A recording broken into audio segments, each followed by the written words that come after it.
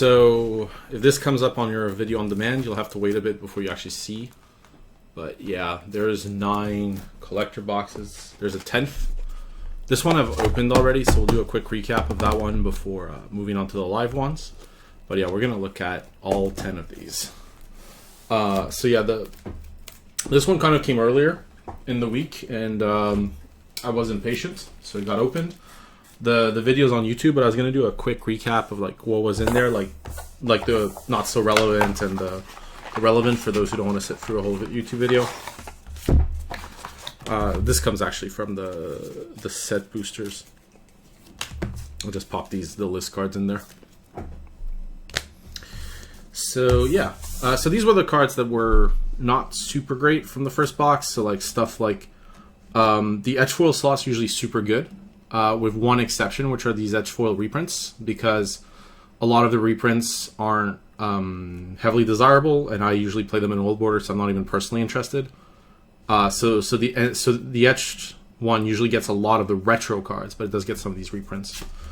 It's also stuff like apparently this is a lot of people want this comment. I was surprised when I looked up like the price.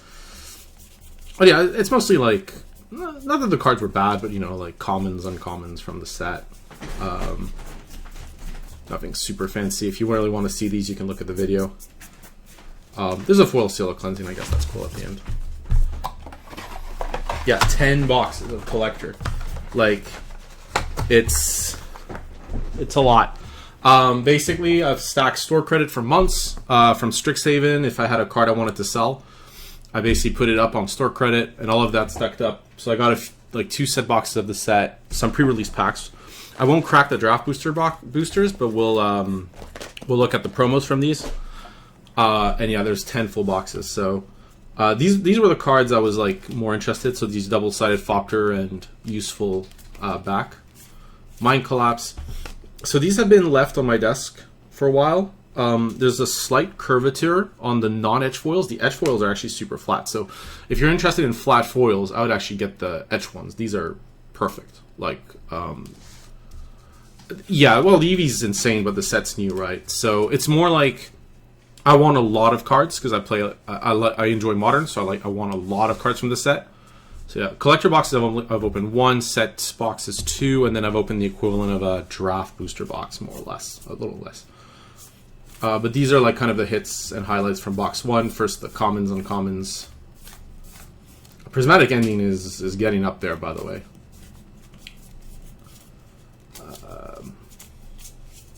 Yeah, hitting this was brutal because there's about 3 or 4 MH1 rares in each of these collector boxes, from what I can see. So getting a Eula is like, so these are kind of the okay ones. Now we're getting to the really interesting stuff. So we got, this one was just normal extended, Endurance, Grief, Marsh Flats, Arid Misa extended. I'll note for these that the extended fetches are going to be much more common than the retro ones, but they are going to be way, way, way less common than the normal ones. So the price for these is actually not that much higher than a normal one, and I'd say, like, if you do like the extended art, it's worth probably a little extra. I mean, the set boxes are good if you want cards, but the reality is the prices will go down. And generally, the prices settle where the normal versions are really cheap, and the fancy versions are really expensive. So I went for the collector ones because the fancy, like, if you get a retro foil fetch land, right, like, it doesn't matter what happens, that, people who want that need to get it. We got like Sign of Draco, like that's an example of something I want. Sums Violungs. I got a normal foil as well for my Storm deck. Prismatic Vista, this really gorgeous Resurgence Belief, honestly, in etch foil because of the relief on this one. Counterspell. And then, yeah, so these are foil. These extended fetches that are foil are actually rarer than the retro foils. So if you want these, not many people are going for them because of the retro foils, but these will, I think, like, if you want these, I get these sooner rather than later. There's going to be a ton opened with the collector boxes, and then they're going to dry up fast. So if you really want the extended foil, like, they're not that bad priced right now, so I wouldn't delay too much. You don't have to get them now. You don't have to feel FOMO. You have the time. Just watch what's going on and then get them when you feel comfortable. These were like the 2 best opens. The etched foil Verdant Catacombs and the foil sketch Urza Saga. And then there's an extended down Esper Sentinel, and I pulled those out, but they're going already for trades. Forever MH2 cards, or somebody was looking for specifically Esper Sentinel sketch. So I got it. So first things first, we're actually going to... I'm not going to crack the boosters. I'm actually going to keep those for draft and to play one sealed. So I'm just going to look at the promo card. So this has a Suspend, which unfortunately I already have. So it's not just that it's not really a great card, it's more like I already got that one. Alright. And these are like last pre-release packs. So we got a Solitude, which is awesome. I did need maybe not a set of those, but quite a few. So Solitude's a good promo. I've realized I've been a bit fast on the promos because I really want to get to the collector boxes, but I'll take some time on the next one to show you where the symbol is for those who haven't seen the new pre-release symbol. And these pre-release packs were good values, like 50 Canadian for 6 draft boosters and a promo. Jeez. Okay, so I have free promo Suspends, which it's a little ridiculous. But yeah, the way the promo is now is you have this little stamp here that's a little more discreet. It's not quite the date, it's just the year set. Like the 2021 season. But yeah, I'm the proud owner of free pre-release foil Suspends. So if the card ever sees play, which I doubt it, but if it ever does see play, I've got those covered. Alright, let's check this one. We got a Dakon Shadow Slayer. So that's kind of cool, actually. There's a ton of variants of this. This is like the secret 4th one.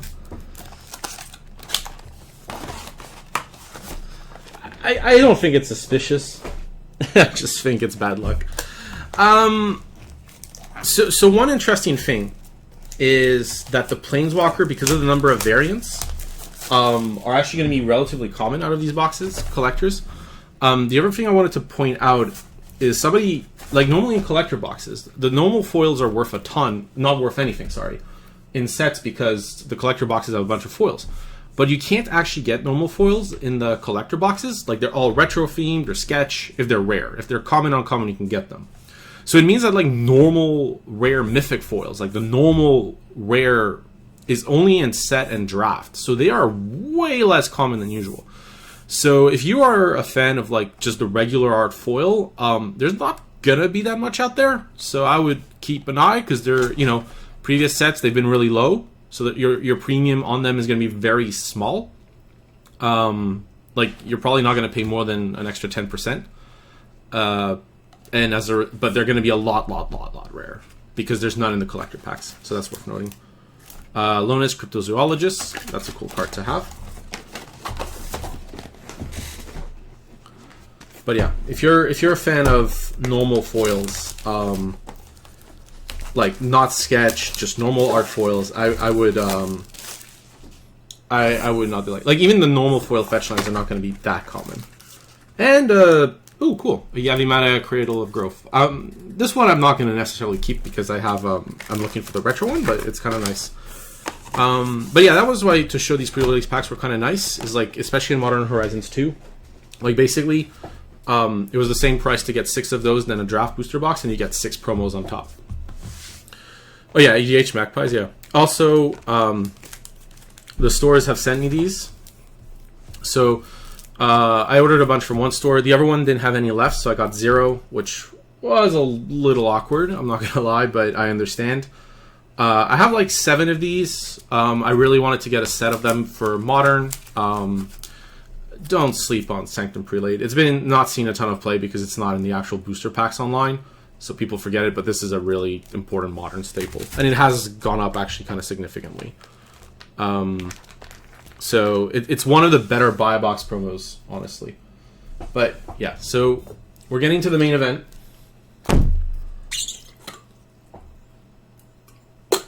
Which is this. So I'm just going to check something quickly. Alright. So I've opened all of the seal on these was all intact. I just opened it because off stream to save time. But yeah, so I'm opening these live so that you see exactly what's in these. You can understand, because like, you know, on YouTube, people can control the videos. I don't think they are, but they could. They can go like, oh wow, this box is incredible. It had like 10 fetches and 2 forced negations. Like, yeah. I think most of the videos are not controlled, but some could be. Whereas when you see it live, you know this is legit. I mean, I'm not. I could obviously falsify it live, but I'm not. The collector boxes do feel, for this set, actually feel incredible. I will do a summary at the end. We're looking definitely for... I would like at least 1 force of negation for myself. Because I own 3. So I'd like a 4th. So I'm going to take my time on the first ones, and then we'll go a little faster. But the way these collate, from what I understand, is 4 commons that are foil. Generally, these commons, apart from like maybe the blue artifact land, not much you're looking for here. These are generally always junk. Then there's 2 foil uncommons. Now these, there's a lot of good uncommons in the set that don't have so like you want in foil the ones that don't have fancy stuff, like Dragon Rage Channeler. In foil is really good, but there's only 2 uncommons. I don't know about the mapping of these, to be honest. Then you have these like kind of old art, modern frame etched basics. I'm not a fan of these, honestly, because I love the old border ones, and I wish they had done the reverse. So like modern into these retro, even etched. But whatever, it's fine. So yeah, so there's basically 4 kind of big slots. There's an extended rare from the set or mythic. Then we go for that. Then you have this. Then you have I believe, sketch rare mythic, which is this Garf One Eye. Obviously it references Black Lotus. It's really cool and all that. Not necessarily a card I'm super into, but it's I'm more into the retro frame. But this one's funny because it's like it has the artist description, which is a powerful, quirky, curious man. So I like the actual artist description on these. Then you get your 2 foil sketch cards. I know one's common. So you get a common sketch card, and then you get a retro one, I think. Yeah. So you get... So these come up a lot. Like, the commons and uncommons in this slot are very recurring. So you have Chatterstorm and Late to Dinner. Then you get an etched foil common uncommon from the set. The reprints can be in here, but this is often a retro slot. And then you have the 2 big cards, let's say. You have the rare or mythic that's etched foil. And then you have the kind of super slot that can have everything and can go from not super desirable, but like it's like extended foils, art foils, like foil sketch, rare mythics. Like it's basically the big slot. I haven't actually seen this etched version of Dottie Voidwalker yet. This is kind of cool because I was looking for these in the retro foil frame. It does pop a little less than a typical black card would be. Unfortunately, I think I know what the last card is as a result of me manipulating, but that's okay. We'll get to it. So, like, I'm actually gonna... I don't want to spoil, so let's do this. All right, so I'm going to compare this to a regular foil Dregs of Sorrow from 7th edition. As you can see, it's really, like, shiny. The art doesn't have anything. For Dottie Voidwalker, I think the text is the same type of pop on the black cards. It does vary. Some of them pop less and others don't. But it's more of a matte finish. You don't get the kind of... You get a lot less the shine there. Like, there is a shimmer, but it's not as pop, like, as strong as this one. The set symbol also on these looks a little weird compared to the older foils, but... yeah, still a cool etch foil to get. Kind of happy with that. And very important with these collector boxes is perfect fits. And then the last one is, yeah, I saw that. So really cool. I wanted a Caldera Complete. Because of Stoneforge, you want exactly 1. So this is really cool. It's a card I would have wanted anyways. So perfect. All right, we're going to get our Dottie Voidwalker protected as well. Less about these cards, so we'll put them on the side. What I'm going to do is I'm going to do a general whatever pile. A pile of stuff I enjoy. but isn't necessarily that impressive. Or this is like stuff that is these are playable commons and uncommons for me. These are cards I'm not as sure about here on the second pile. And then we'll put the top pile as the big stuff, like the stuff I'm really happy about. So again, these packs are really expensive, right? I think they were like 40 Canadian or something each. I guess 35 USD. So like you should expect good stuff, right? Like it's like, of course the packs are insane. Like if they weren't insane at 35 USD, no one would buy them. So they have to be incredible. Yeah, so this is also what I mean with the commons. Uncommon is that Unholy Heat doesn't have a premium version. It doesn't have sketch. So like this is one of the commons in foil that actually is really worthwhile to hit because there's no alternative to it. So, you know, this is actually a decent hit, surprisingly. Scurry Oak, this might be good in some combos. Again, I don't think there's an alternative to this. Seal Removal I have. I'm not going to show it again, but I've shown it many. Actually, I'll show it. I love the Seal Removal. I love this card so much.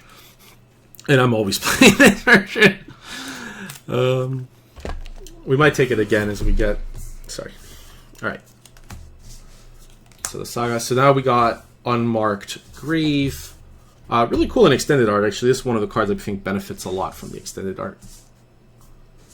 Then you got your Floodhound, your normal sketch. You get your rare sketch mythic, so Harmonic Prodigy.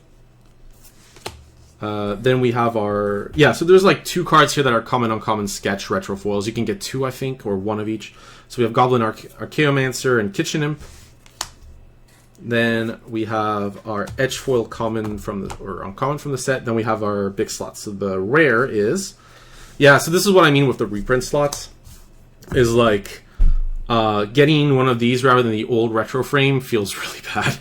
Even though Enchanter's Presence not the worst... it's still a pretty big feel bad considering, you know, the press the packs and all that. I was looking for retro, but still, Rebecca Gwei art looks awesome. So the big card in this is, yeah. So this is also, like, to counter example, this pack, which was very good. This pack was a lot less. Oh, Food Fopter is also a token I'll keep. Was a lot less interesting, unfortunately. So that can happen, right? But you move on. So we'll put Unmarked Grave here, and yeah, and you know, if you're buying, this is why I would not buy 1 pack of these. If like, how should I put this? If you're gonna like buy 1 pack of these, I don't think, unless it's like for the fun, you really stop at 1, it's fine. But I would just get the normal stuff, like, or get singles for your decks or whatever. If the amount of money starts being meaningful. Like if you're not getting a box or 2 or free, like I like these a lot less as a result. Like this is a big gamble. You should be getting cards for your decks. If like your investment in Magic is at that scale, just get the cards you want for your decks. Wait for the singles to drop, or buy like booster packs to draft down the line or whatever. But yeah, don't crack open. Do not follow the advice of this card if that's your case. So Squirrel Sovereign, Altar of the Goyf, the land. Right. Oh, this is something about these, right? Like, the extended art can be a fetch, and it is quite often. So, like, when you start, even on a Marsh Flats, it already helps the rest of the booster a lot. So we got our Faithless Salvaging, and then we got our Borderless Vindicate, which looks really neat. I'm always playing with the old ones, but this Borderless Vindicate looks really, really neat. As a note, these Borderless cards are actually not that hard to get, because they are kind of easy to get. Oui, mais il y en a une deuxième. What? Sorry.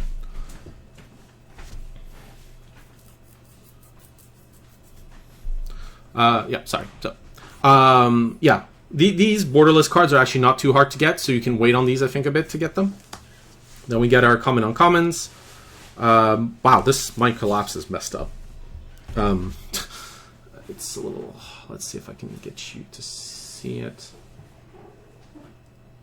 Actually, you can't see it. It looks good for you. But yeah, no, like in person, the text on this is completely messed up. It's like, it's hard to tell. Like, yeah. Still, these are kind of cool and unique. So, Edgefoil Squirrel Sovereign. Then we have our, Edgefoil Archmage's Charm. This is a nice hit. Definitely upgrades the ones I have. And then the last big card is Foil Sketch Esper Sentinel. Definitely something that EDH players will look for. maybe this will see some modern play, but I'm not as interested as other players are in it. That said, this is also like a good example of a pack, right? Like none of these hits are specifically incredible, but they're all very nice, right? Like they all add up a lot. So, you know, if you're looking for this, this is great. I'm looking for the retro ones for these, so I'll put this to the side. I guess we can make a fetch land tally. Archmage Charm and Esper Sentinel will go here, and then these can go down here, and then these down here.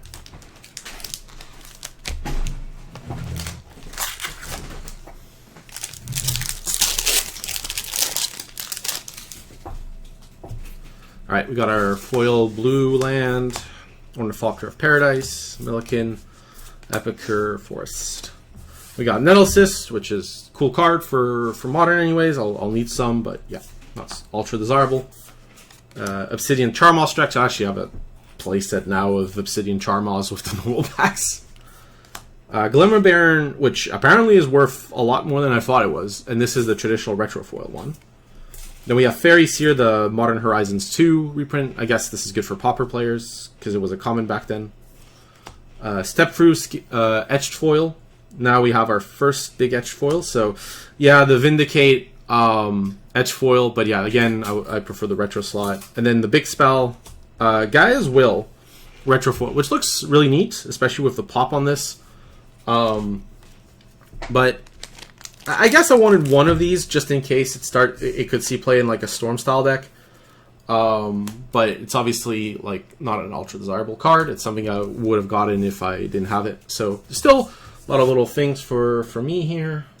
So yeah, let's do this, and then the Vindicate will go here. This, and then these free. All right, there we go.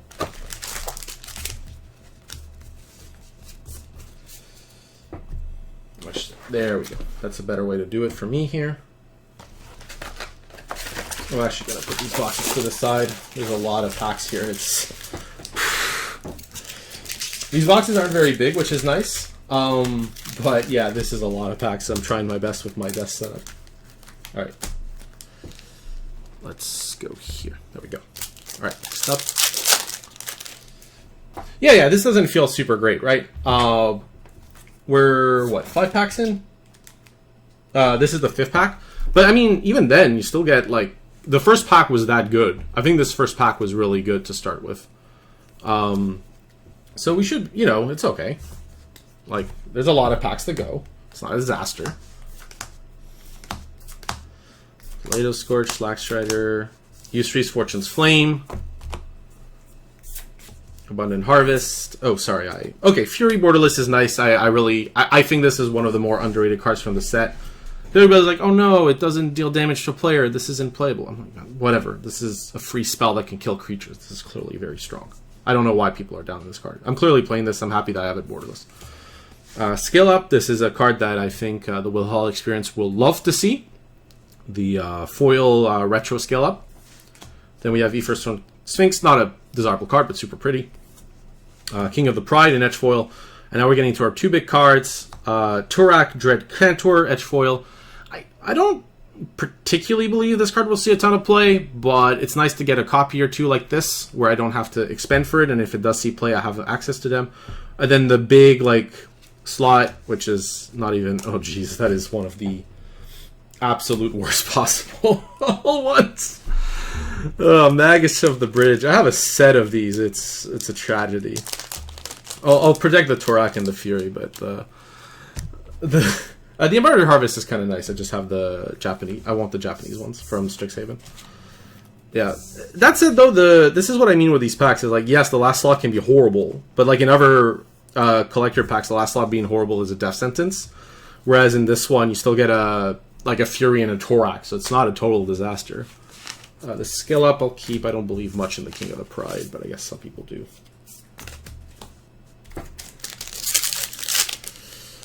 Yeah, but this has not been the best box opening for so far.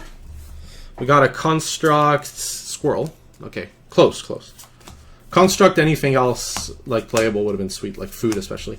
Don't sleep on Flame Tongue Yearling. Not seen a ton of play. But yeah, this is an underrated card. Right, so we got Borderless, Extended Art Raver, Richard and Dockhand. Then we have Murktide Region and Sketch. And this is what I mean. We're not even at the big slots, and we already got a pretty big hit for Constructed with Murktide Region, which is awesome. Talisman of Creativity in Rainbow Foil is great. One of the blue, like the blue-red talisman here is wonderful. I don't know why this card was the wrong way around. World Wearing. Then we got our Edge Foil Ornithopter Paradise, which I want the rainbow traditional foil of this, but it looks awesome. One of my favorite cards in the set for sure. Then we got our...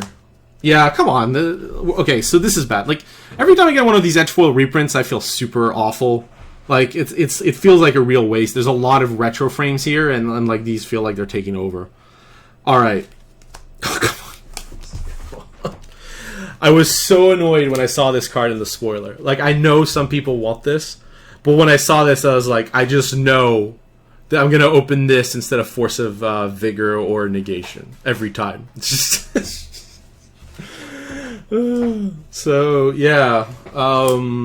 Not the best pack, but thank gosh we got this Murktide Region, which I did need, so that's good. And you know, the Talisman of Creativity is surprisingly a really good hit, honestly. So, Dockhand, Ling, and I guess if I play Ornithopter Paradise ever. Gone from bad to worse. What was the... It was like, yeah, because that one had well, I mean, Ayula is better technically than the Magus of the Bridge by quite a bit, but still, it's not a big hit. It's not that common to hit either. Oh, the cookbook. I got some retrofoil ones of this. I'm not gonna put in the playables pile as a result. Bloodbraid Marauder. This is actually a little underrated potentially, so it's okay to get this in extended art. Mishra's Factory. I don't like that this was upshipped to the rare. I'm always going to play the Old Order ones if I can, so again, not a great hit. This is nice. I did want some of these foil magmatic sinkholes, so nice to get it. This is surprisingly desirable. Timeless Witness. I was actually shocked when I saw how much people wanted this. So this is actually a reasonable hit, honestly. Oh, there we go. Edge Foil, the Underworld Cookbook. This looks pretty sweet, actually. Even at Edge Foil compared to the Rainbow, it looks pretty good. All right. Then we got our big slot. Oh, right. Okay. So I'm going to actually... This is not for me, but I'm actually going to spend some time talking about these. So people have, like, looked at the Force of Negation, but they haven't spent time on these mythic MH1 cards. So, like this, the Swords, the Ranger Captain, they kind of look at it and go, like, this is cool, and put this shit to the side. Magmatic Sinkhole was retro in 2 sets? Really? What's the other set it was retro in? I didn't think it was retro in TSR. I thought it was Goblin Engineer. Anyways. These reprints in retro of MH1 cards at Mythic are ultra rare. Like, there is like one roughly every 10 to 12 collector boxes. So these are not going to be easy to find. Like, I get that a lot of the talk is around Force of Negation, but these are not easy to find. This is actually maybe not even something I'm going to sell off right now, because a bunch of people are going to crack packs. This is just going to be so hard and rare to find that I'm not interested actually in, even though I'm not going to play with it, I'm not interested in getting rid of it now, because this is going to, I think, go up because of the fact it's a mythic. It's going to be insanely hard to find. So that's the difference between the rare and the mythics. So the rares will happen and probably go down. The mythics, though, forget it. They're going to be almost impossible to find. This is also a great hit. This justifies the pack by a lot. So it's nice, actually, that the last hit wasn't necessarily that valuable. Foil Sketch Thought Monitor. But it is a card I did want for Constructed. And it's a card that I'm going to appreciate. So I'm glad that I got this to kind of, say the pack was worth it, quote-unquote. And then, yeah, we get this hit. So the Timeless Witness actually even goes here in the cookbook here. Because I got the normal ones. And then this is going to go... I guess these go here. It's a little hard to sort, I guess. I'm trying not to sort too much while we do this. That's why I did 4 piles rather than anything more complex. The first sliver, yeah, second sliver. Yeah, well, this is the first sliver, right? That's the title. So we get the second sliver later. Hunting pack, the Thunder Plains again. I mean, they're really hard to find. So an extended. So funnily enough, I've only opened Marsh Flats and Arid Mesa so far in the extended. I don't like white that much. Verdant Command, that's not really that great. Aeromoeba looks awesome. Changeling Out, because I actually got one of these, I think, already. Baby Etched. Oh, this looks nice, though, and it is a staple in some decks. Then you have your Lava Belly Sliver, Etch Foil. Now we have the big Etch Foil card. Ooh, Plague Engineer. This is what I mean, is whenever you get the like Karmic Guide over something like this, it's just night and day. Yeah, Plague Engineer is a staple. This is just a unique card that's going to show up in Force again. So quite happy to get that. Then the big card, not necessarily something super desirable on the Priest, but it is underrated right now. So it's kind of nice to get for my own collection a foil sketch version of it. So the Plague Engineer is nice. Then we have the Arid Mesa. And then these, this is for the collection. I don't actually care too much for this Lava Belly Sliver, I'll be honest. Some people might. So far, this box opening has been... Yeah, so Japanese retros.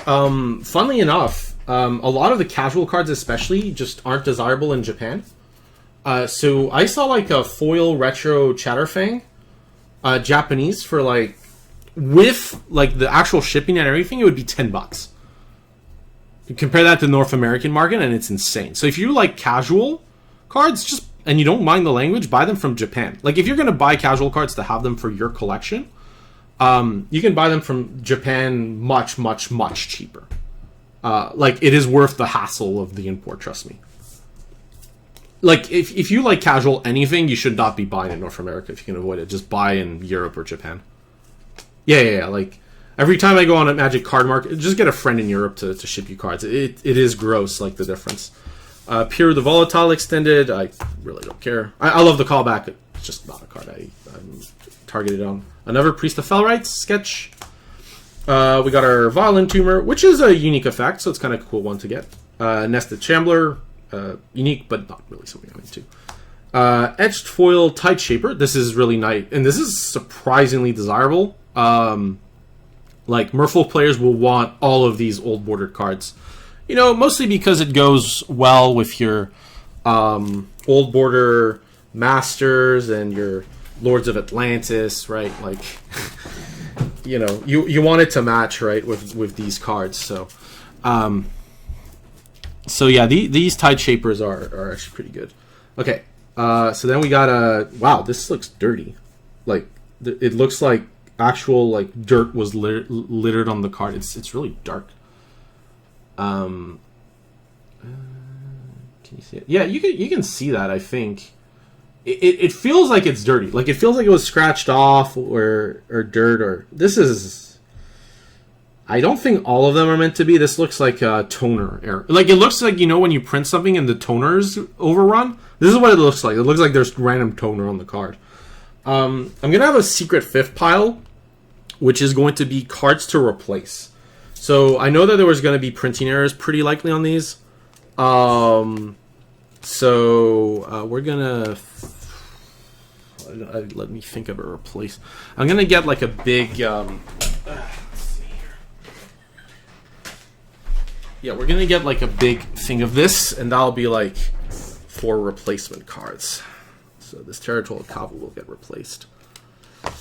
Then we got our Timeless Witness Token, which actually this is gonna not be that easy to find, so I'm gonna keep this on the side. And then the big card. Well, big card is a oxymoron, I guess. Foil. This is as rare as the retro foil fetches. Technically, I mean, why am I sleeving this? It's clearly not a thing I care about. So we got our 5th secret pile here, which is going to be the replacements. This is not a misprint that's going to be desirable. Like just it looks bad is not a desirable misprint. So Tide Shapers for the collection, Violent Tumor as well, Priest here.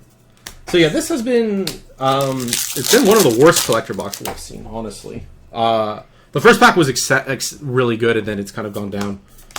Oh, the sketch one. The sketch one was Priest of Felrites.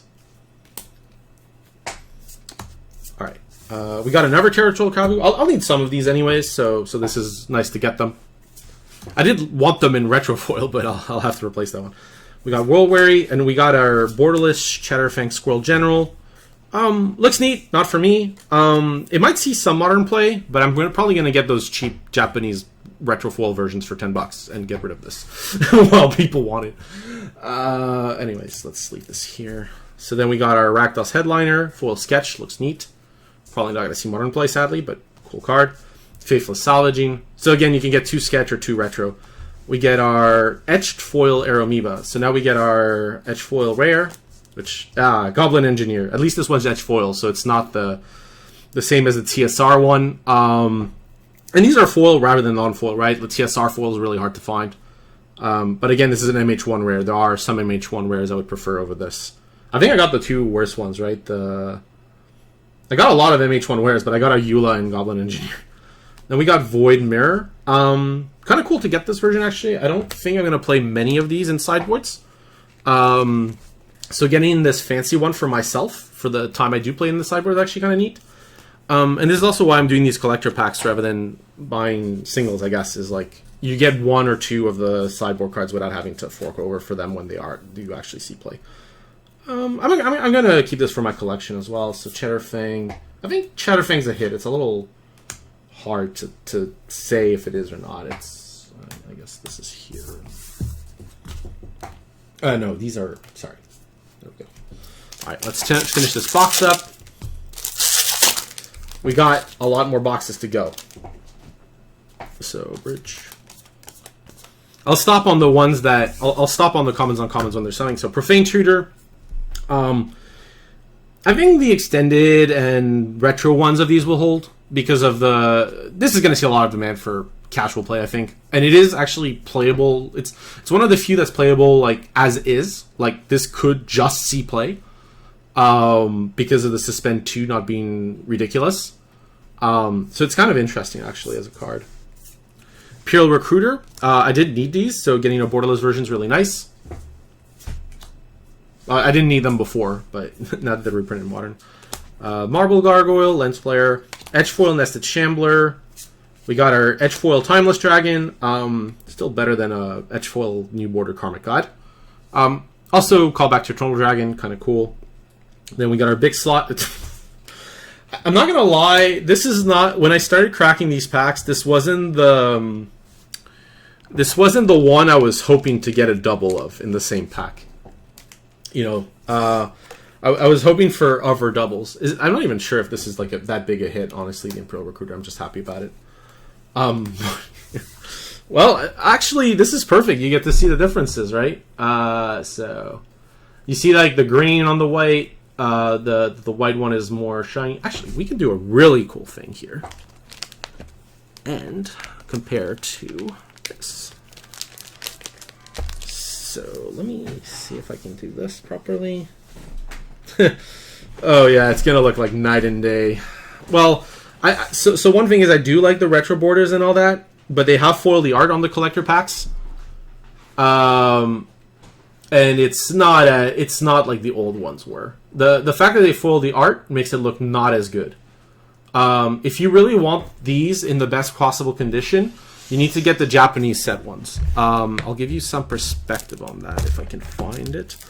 I was lucky enough to open in the Japanese packs a retro foil. So let's compare. I know they're different colors. I apologize. But you get to see maybe the differences. The art on the Japanese one is perfect. It is not foil. The Timeless Dragon you can see is foil. This Persist is not. This Persist is done in the highest quality. So these first print made in Japan Modern Horizons 2 boxes with these properly printed retro frame cards. How should I put this? If you want the... Oh, Cheddarfang is 40 Canadian? Yeah, that's a hit. So if you are interested in getting these retro frame ones, try to find the ones that are not from collector packs now rather than later. This is going to flood the market with all these new foils, and then you're going to have to test the differences, and it's a mess. I do regret not getting one or two of the retro fetch lands that are proper, so to speak. So yeah, be aware of that. Because if you care about this stuff, it does matter a lot. It matters quite a bit to me, honestly. That like if they offer the option to replace them, I will 100% replace them. So far this box not been the best. Let's hope the last pack can redeem ourselves. Or redeem itself. It's not me that needs redemption. Yeah. Anyways. Alright, Gaia's Will extended. We could start, Fox. Come on. Gotta pick up. Sifis Harvest, right. This is a lot better. Sketch. At least it's a unique card. Sketch Foil Carbon Harvest. Foil Mind Collapse. At this point I have a bunch of these. I don't need to add them to the playables pile. Fairy Seer Edge Foil. Alright, let's see what the rare is. Sorry for the noise, but yeah. Oh, okay. So this, while it's not necessarily the card I'm looking for the most, Borderless Foil Vindicate is actually a really hard hit, and it is seeing modern play. So it's kind of like Counterspell, where I didn't think the card was that desirable, but it's actually really heavily desirable by a certain set of people. So this is actually a pretty good hit. The rest, though, I guess Sifis is okay, but or Siphus rather. I'll do a quick recap of the box. Like, let's see what the hits were. Reminder, these boxes cost probably now $350 to $400 US.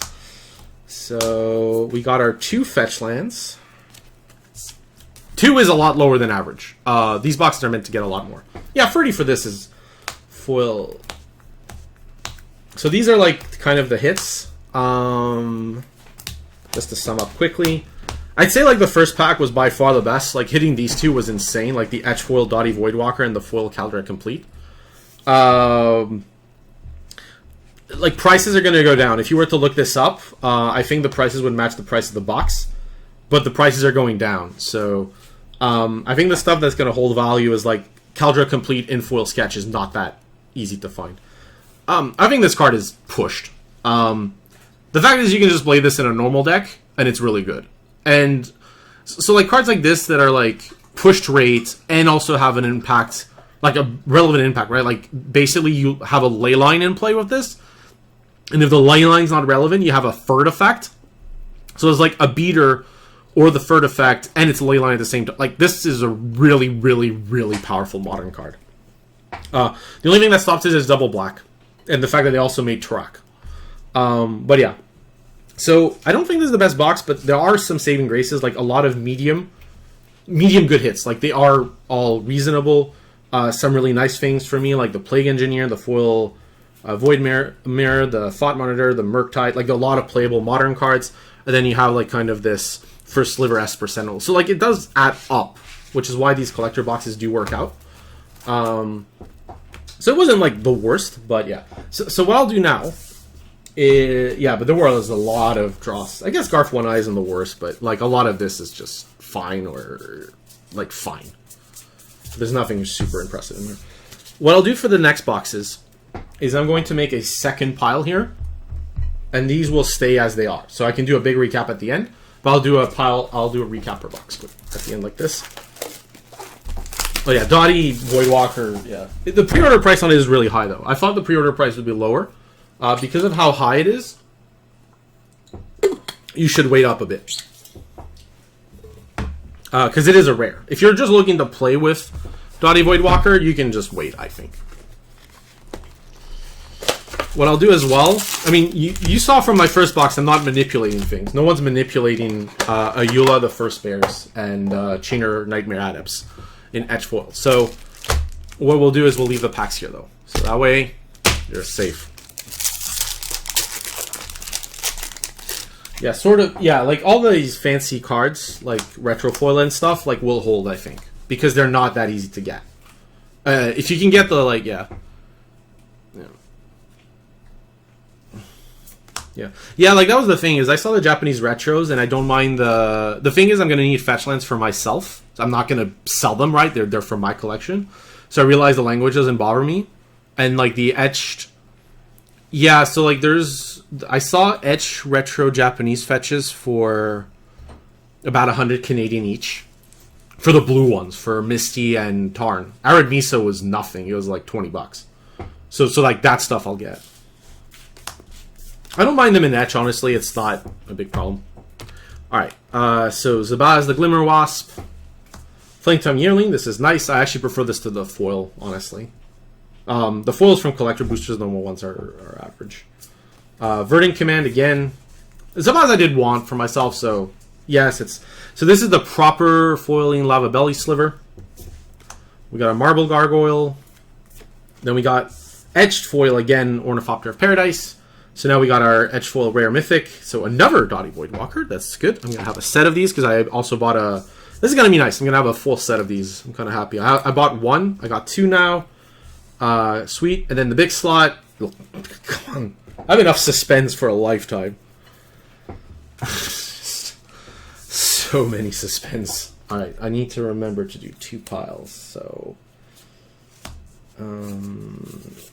this is a Buzz Verdant here. I guess the Dross goes here, yeah. This isn't Dross, but... yeah, I guess I could put it aside.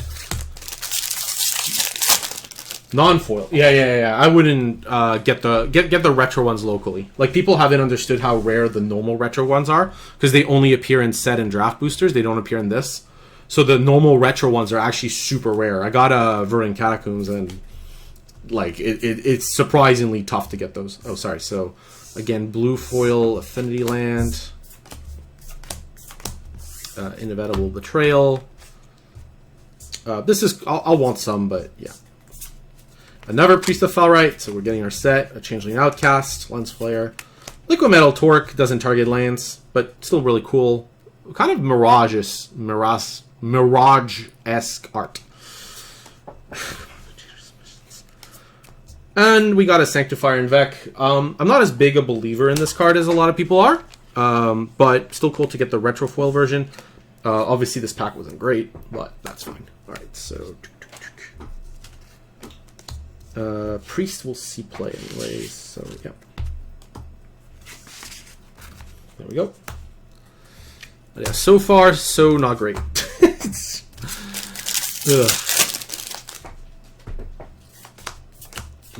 Okay, a blue foil, Brainstone, Prismatic Ending. Actually, this is, even though I don't need these, this is actually a pretty beefy hit. This is going to be see a lot of play.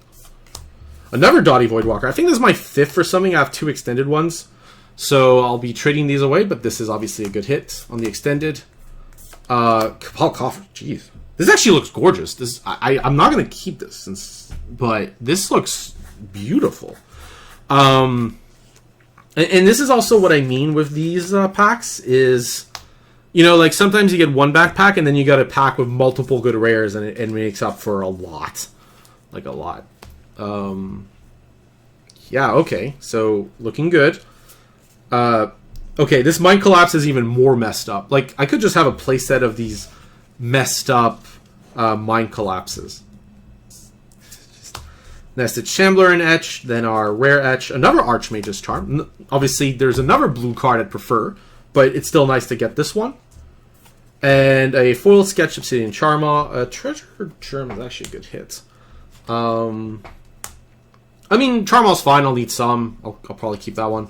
Voidwalker goes... Voidwalker's a pretty beefy hit. Archmage Charm as well. I'll actually protect that. So yeah, so again, not the blue card I would have chosen on Archmage's Charm, but it's fine. Prismatic Ending, I guess down here. This is for me, and these are for me. And these, not so much.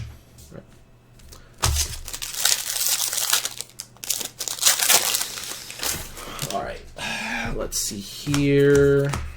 Blue land. I don't actually know how many of these in foil I have now, so I'm probably gonna overput. Road to Ruin's fine, but I'm keeping like 1 or 2 of the full sketches. That's it. Another Nettle Cyst, Timeless Witness, and Sketch. This, not sure. Can somebody? The coffers was non-foil. Someone check the normal Sketch Timeless Witness. I can't imagine this is worth much, but. Siphus Harvest Hand, Marble Gargoyle, another Talisman of Creativity. I'm just gonna have a set of these now. Although this isn't the worst card to get a set of. Edge Foil Magmatic Sinkhole, then we get our rare Mythic, another Vindicate, and the Rishadan Dockhand, perfect for the Merfolk player and all of us. Not a big hit, but I will put it over here. So most of these are here. The piles don't make sense, I'll be honest with you, but it's okay. Yeah, that's a lot of repetition, right? I got the Enchantress present. Somebody was saying that the collation on these was really badly done. And yeah, it looks like these are mappable, which is awful. Because I got Enchantress Presence, Vindicate, Archmage's Charm. Like, out of 4 packs, I got 3 duplicates from the previous one. Yeah, Coffers was a big hit, I was pretty sure. So, okay. Okay, Blessed Respite, nice. I think it exists in Sketch as well, but... Let's see if we get a duplicate. Like, I don't mind on the extended. There's not a ton of these, so this is going to be common, and I'm opening a lot of packs. Like, yeah, I've opened Murktide Regents. Talisman of Resilience, not one of the more desirable ones, because it's green, and there's a lot of green Accelerator, but yeah. Set Foil Coffers, yeah, that's a hard one to... Like, it'll go up eventually. If you can get rid of it now, sure. If you can't get rid of it now, like, you might be with it for a while. By the way, these full multicolored sketch cards look awesome. Arcbound Shikari really looks great. Okay, are we going to get an Ayula? No, a Goblin. Okay, this is... This is a little...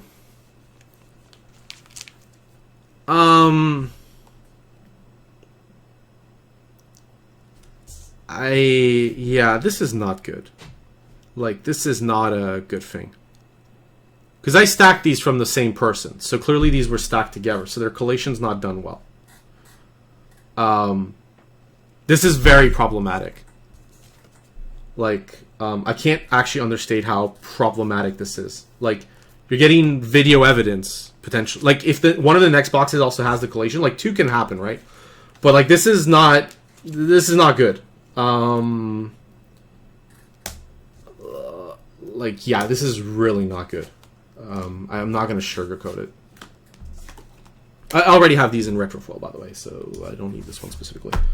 The fact was that, you know, you're capable of saying which etch rare you're going to get is a big advantage. Like, if you know which box has the Force of Negation, that means you should never buy loose packs of this. Like, okay, my point at the start was assuming that the collation was done randomly. Based on what I'm seeing, never buy a loose pack of Collector unless it's from a shop. Do not buy one on eBay ever. Like, a box that's sealed, that's fine. That's whatever. But, like, if the cases are, like, yeah, like, maybe you should never buy these from eBay, honestly. Just buy them from trusted sources shops. First time I actually see an Out of Time. Maybe I saw one earlier, but I didn't notice it. Kind of a neat card. A little unique. Sorry. Magus of the Bridge, whatever. Ooh, an actual Retrofoil Ornithopter of Paradise. I was hoping to get one of these eventually. Figured I would. This is a really sweet card. Like, if I ever make a cube where this can fit in, it'll fit in. Probably one of the best cube commons ever made, honestly. Yeah, like, and we got a Sisei. So, like, it seems like the rest is not... so, funnily enough, it seems like the rest is collated... Oh, I made a mistake here on the tokens, I think. Whatever, it doesn't matter on this one. Actually, yeah, the draws piles I'll just stack up on top, since I'm not too interested in studying them. But yeah, it seems like there's the etch foil slot is collated, which means that when you start opening these, you can start working out what else is there. Which is awful, of course. Like, the other slots actually look random. Like, the commons and uncommons will pop back up. It doesn't look like the rare the sketches, like, have a match. This is new, and, like, the last slot has not been a duplicate so far. So it looks like the foil etch slot specifically. This is actually a surprisingly okay hit, like, in the actual retro foil, but... a Soul Snare, and, yeah. So, I would... Yeah, my point about don't buy loose packs and be careful when buying It's very true. Like, the etch foils seem like they're collated in a way that I can tell what's coming up, which is awful. That, like, they should not have done that. Like, the fact that it's matching is horrendous. Sorry, I went fast. We have a Gaia Drone de Hadra. This looks really cool. Not going to see a lot of modern play, unfortunately, I suspect. Talisman of Conviction. Again, one of the big ones because it's red-white and there's not a lot of mana acceleration in those colors. Tribute Mage. Let's see. I don't remember the order I opened these in. Is this going to be a duplicate again? Right here. Does it have the toner error as well? It does. Huh. Huh. Yeah. These are from the same sheet, or the second sheet after that.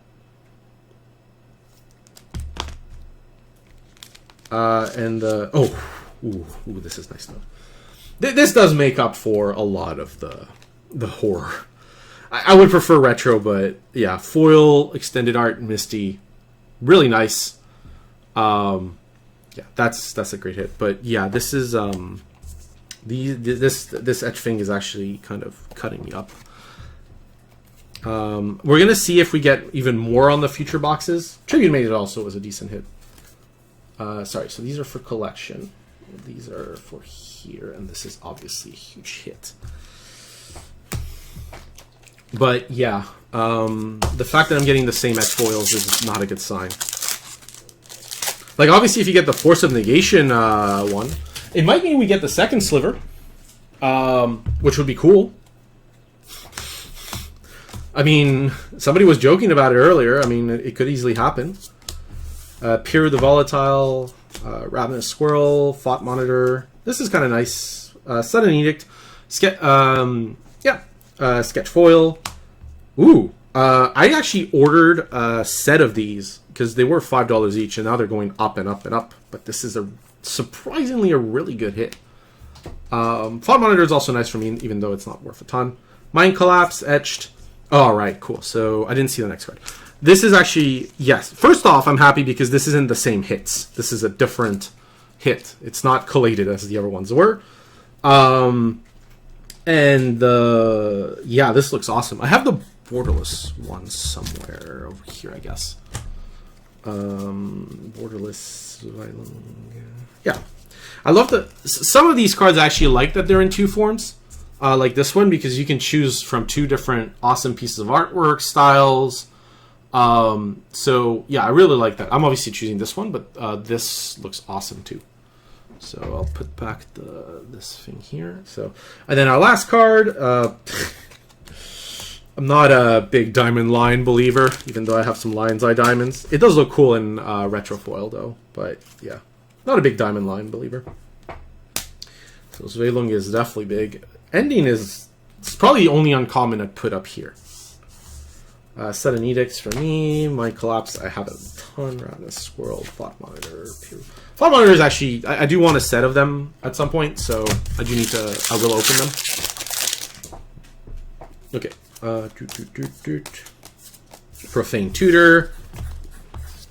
Vindicate. If you see duplicates on this stuff, it's not as jarring. There's a lot less in these slots than you'd think. So these do pop up a lot more often. I have a lot of these foil Chatterstorms. So if you're looking for foil Chatterstorms for Pauper, just be patient. There's a lot in these boxes. Yeah, another time. Okay, it's not. It's not a big hit, but at least it's not another Timeless Dragon. But yeah, the etch foil on these has been. Yeah, it's not a good sign. I'm literally just getting all the ones from the first box. It's except for the Mythic. I guess the first sliver is not going to appear because that was the Zweilung. That's like the one card that's different, and everything else is popping up again. Scurry Oak, Gaia's Will, Cryptologist, Archaeomancer and etch foil. Yeah, yeah. Oh, this is cool though. Food Construct also cool. Chatterfang, Squirrel General, that's cool. Somebody will want that. That's retro foil. That looks awesome. We haven't seen that. Perfect. And yeah, the I'm gonna compare at the end, and yeah, I suspect we're only gonna get the mythic that's different. And you can't say, like, you know, there's a point where you could calculate the odds, and the odds would make no sense. So at that point, there's only one left. One conclusion left to take. It's nice actually to get video evidence on this stuff. Okay, Mishra's Factory. I guess I want to play with the old ones, but this isn't so bad. All right, Extended Art, Arid Misa. Chest Down. I like this card a lot. Really cool sideboard option in Modern. It's a little weird, so people haven't kind of figured out how to make it work, but it's a cool card. King of the Pride. Etched Foil Zernorb. What will we get? Let's see. 1 second. I'm just going to check. We should get a Karmic Guide, or no, Ayula was Rainbow, so we shouldn't get that. So we should get a Karmic Guide, or we got the Vindicate already. We got the Enchantress Presence. What am I missing? What were the Etchwells? Was this? Maybe it was one of the good ones that's coming up. We got the Archmage's Charm. It's not probably going to be the first sliver. We should get a Dotty Voidwalker then, I guess. Or, yeah, either it's the new Mythic, because we have Torak, so that won't repeat, or it's the Dotty Voidwalker. So, Edgefoil Mythic or a Voidwalker. Oh, did I not open the Karmic Guide already? My bad. Alright. Apparently I did not. Okay, so I didn't have the Karmic Guide. My bad. Alright, so there's the Edgefoil Karmic Guide, and a Borderless Foil Endurance. That's really nice. And the Arid Misa on top as sugar. So yeah, I mean, if I had a Force of Negation, I'd like this collation, but I didn't, so it looks a lot worse. Arid Misa's here, and then I'll play the Dress Down. I don't need the King of the Pride of the Factory, but I guess I can put here, Karmic Guide. Zeranorb, whatever. Yeah. So yeah, the Etchfoil slot specifically looks to be very mappable. So we should get a Mythic or a Dotty Voidwalker. So like Etchfoil Mythic or a Dotty Voidwalker. Tideshaper and Foil until I get all the retro ones. Manufacturer, not worth a ton, but a cool card to get. Another Fury, which I do need a lot of these Evoke Elementals. They're so good. I said Karmic Guide first, yeah, but I thought I already opened it, that's why. Weather the Storm. Actually, while I do like the retro frame of this, I actually love the Japanese version, so I'm not sure which one I'll play. Anarchomancer, Llanowar Tribe. Alright, so Voidwalker or Mythic, right? Oh, okay, this is new. Wow, we got one difference. And honestly, if I was going to get a different one, this is a really nice one to get, so that's good. And Soul Talisman, which I will dump instantly to whoever is paying something good for this, apparently. This is nice. I have a retro foil one coming for me, but this could act as a secondary. And Fury's nice, of course. This is here, and then these guys. All right, so we'll sum up box 2. Uncommons wise, we got our foil Ornithopter of Paradise. That's a really nice hit to get, along with talismans. Nothing too big on the uncommon stuff. On the rares, yeah. So I'm gonna actually compare. Yeah. I'll do a quick recap of like what was good. You know, on the rares, even the bad ones, there's some medium ones I'll use, like Thought Monitor and the Goblin Engineer, and the Dockhand's kind of neat. The Priest, if the Zabaz. And then on the hits, we got Fury, Yavimaya, the Soul Ring. We got our foil Extended Misty. I forgot about that. That was a big hit. Our Cabal Coffers, which is also a huge hit. Dotty Voidwalker, foil etch. Oh yeah, we already got a foil etch Dotty Voidwalker. We couldn't have possibly opened it. Already have. Then Archmage's Charm, Murktide Regent, Plague Engineer. You know, the Chatterfang's nice. The Zweilung is nice. The Endurance is nice. So, better box than box 1, I would say. But the hallmark for me was the fact that I'll get you the etch foils out from box 1 and the etch foils from box 2, and I won't even let you come to your own conclusion because it's pretty obvious what the problem is. This and so here and The mythics are changed, right? So yeah, you got box 1 and box 2, and then Plague Engineer, Archmage's Stone, Voidwalker. The 2 mythics were different. And the box 1, so these are from box 1. Box 1 we had the Plague Engineer, the Archmage's Charm. I think this was the etched. Yes, it is. The Voidwalker, Chainers, Timeless Dragon. This Karmic Guide, Ayula. So yeah, Ayula was actually not a repeat. That was kind of nice to not have to repeat that card. So apart from the Ayula duplicate, this was box 1, and this was box 2.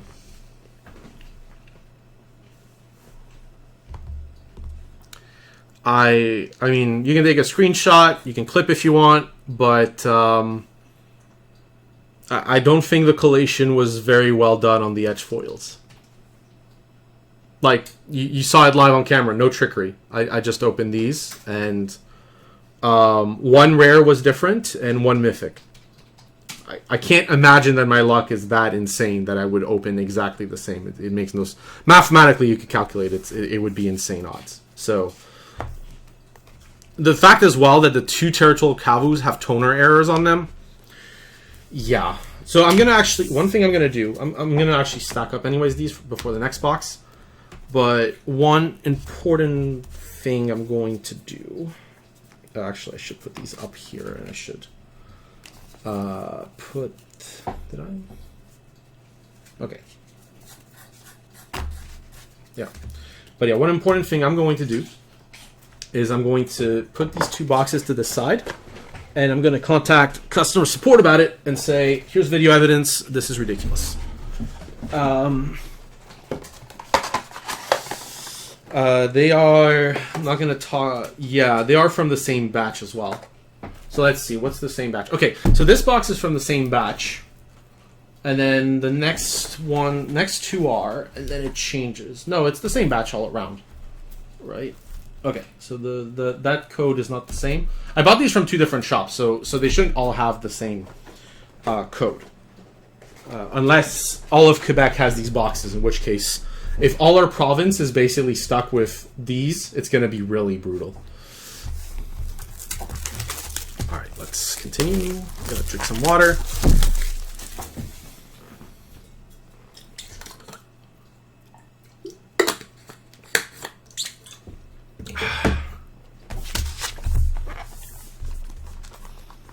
Yeah, I really hope these aren't collated again. I mean, I don't mind some of them in duplicate, but, you know, like triplicate or quadruplicate is, you know, it starts to be a bit ridiculous. And I'm glad it's just the etch foil one, but it does cut my chances at Force of Negation and the fetch lands, right? So it is kind of brutal that happens. So, Ravenous Swirl, Chef's Kiss. We haven't seen this one yet. I mean, it's really cool. Probably won't see a ton of play, but a really cool effect. Blossoming Kelm. This type of effect generally doesn't see play, but whatever. I'll add it to the box just in case. There's not many playable white cards anyways. Another Sisyphus Harvest Hand, a Nested Shambler, an Abundant Harvest, or foil. A Etch Foil Ingenious Infiltrator. We haven't seen this one yet. And please, can I see a card that is different on the foil etched? Okay, okay. So this is the one... Okay, out of the reprints that I could get in foil etch, this is like the one I'm okay with. This one is acceptable. Alright, what's the big slot? Oh, no, Timeless Dragon. Treasure Golem. Actually, that'll be useful. Timeless Dragon. I mean, I'm going to prefer the Cabal Coffers was really good, though. So, Infiltrator, Sisyphus, Chef's Kiss, Blossoming Kelm. And these go away. Yeah, if you're like, you should open if you open these with the hope of getting the money back, but you're not keeping the cards, it's bad. You have to like really aim to keep most of the cards for yourself.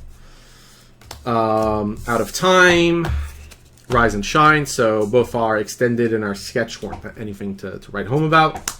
Rise and Shine's kind of cool, though. Road to Ruin, alright. Shatterstorm. I'm telling you, these are really easy to get if you're... Oh, 60? Okay, it still pays for the pack, you know, so I'm not gonna... Alright. Rare. Sisei, which... Whenever I see one of these MH1 rares that's like Sisei or a Eula or something, it feels super bad. Because you could like have a Prismatic Vista or a Force of Vigor, which... Way better. Yes, finally.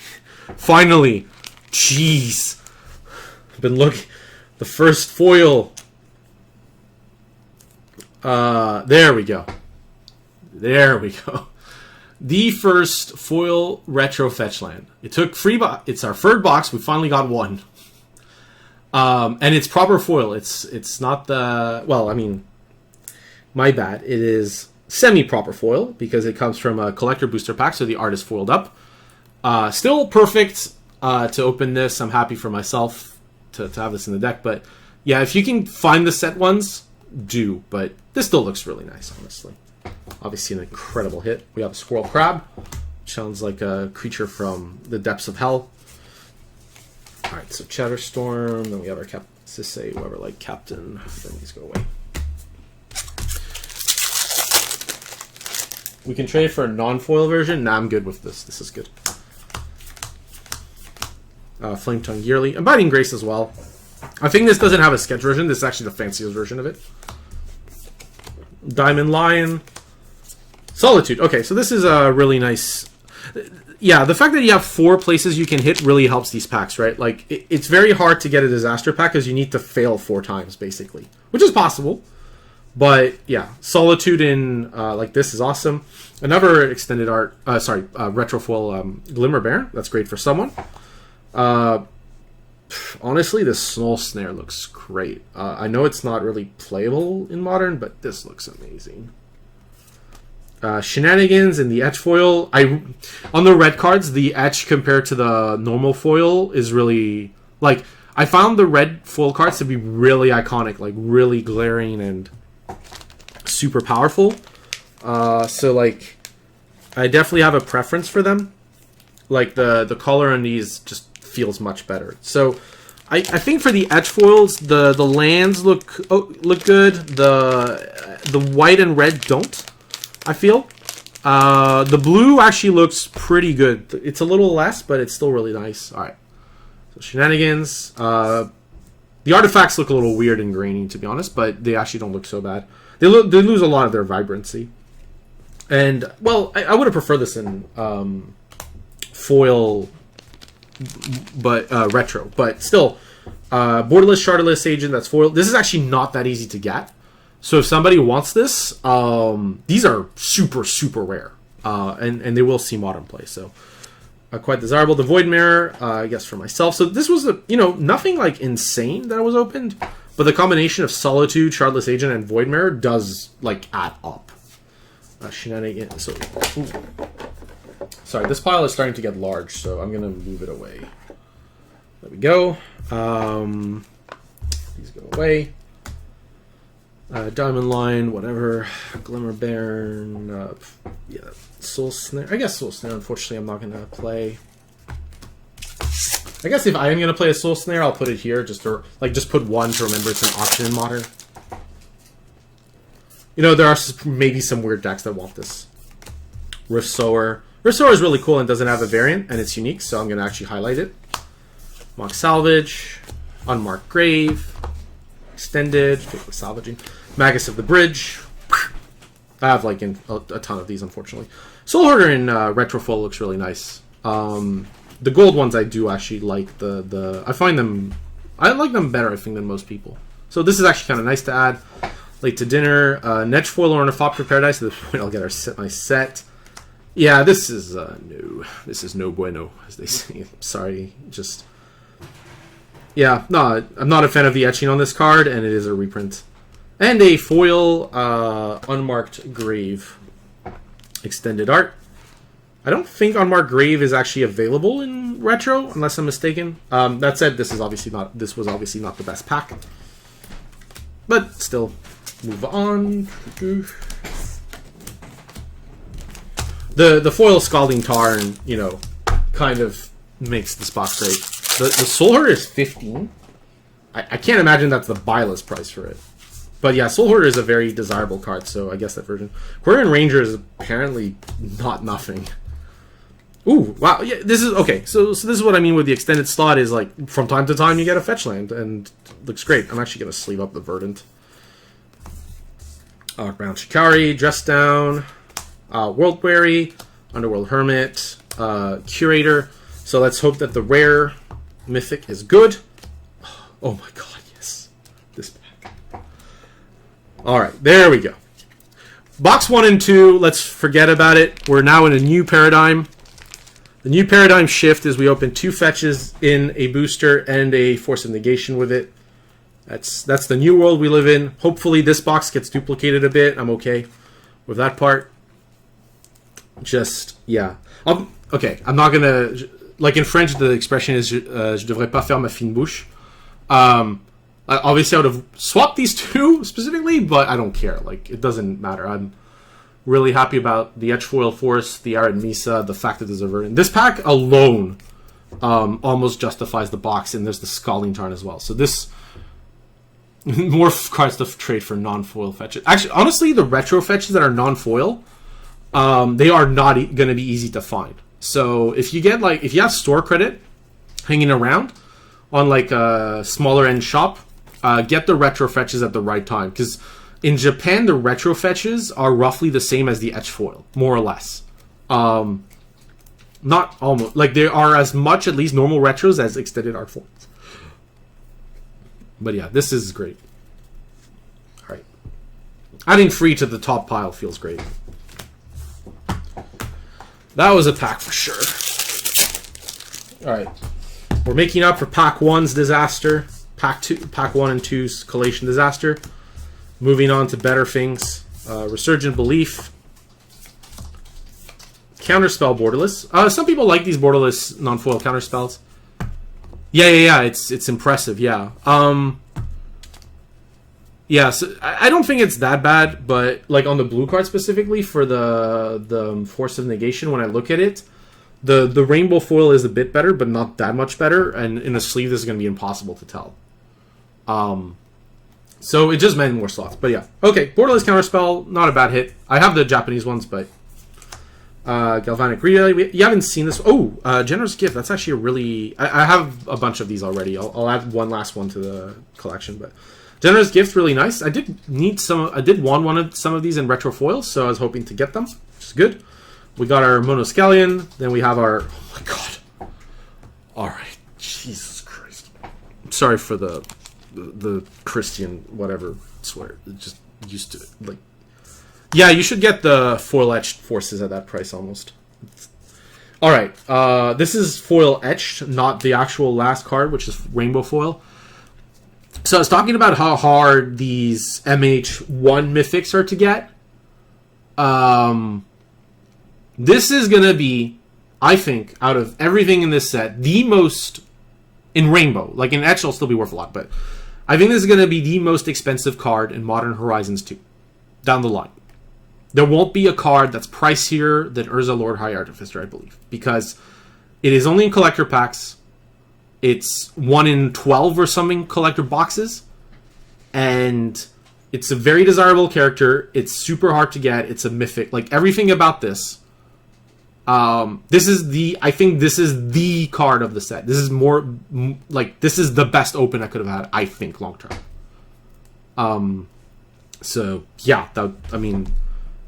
Yeah, like, we have still 6 packs to go. Let's finish this pack. Bloodbraid Marauder, that's not so bad for... Honestly, that's not even that bad. I don't mind for play. I don't know why I'm sleeving it, though. But, yeah, so like... I mean, I still have 6 packs to go out of this box. This is what I mean, is like the other 2... I think this box on its own is already beating the other 2 combined in 6 packs. Like...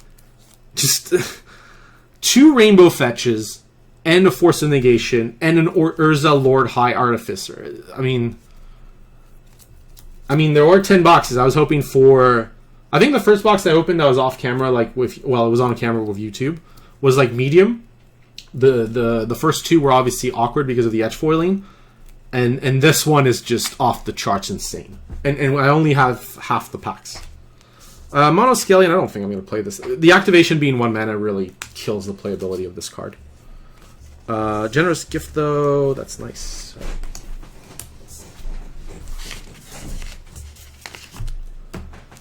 Alright, let's do the second half of the box, which is not going to beat the first half, I'm not going to lie. There's no way it beats the first half. I started a debate on Twitter, I think. Let me see.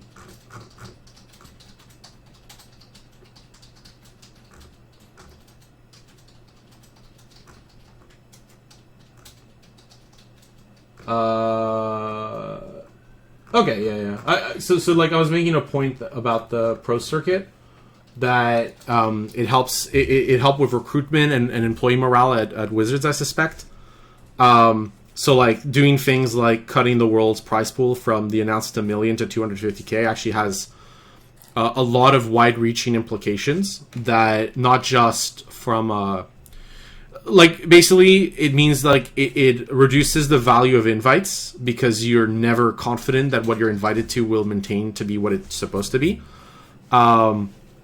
It reduces confidence in that. It reduces employee confidence because there's going to be employees that come from that circuit and see the pain, and they're going to feel less inclined to go to work and stuff. And that was like one of my big points was, you know, like employees that are good, sticking around and with good motivation is worth insane amounts of money to a company. So they might actually lose a lot of employee morale on some, like, for no reason.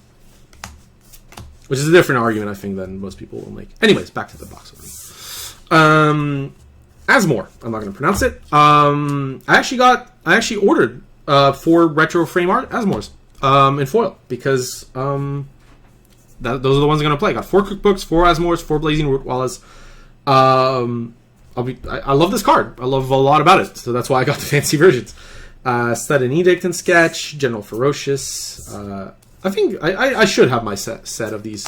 If you get a bunch of these collector boxes, you should get the MH2 retro foil ones in a set. Etchings of the Chosen, a great etch foil name.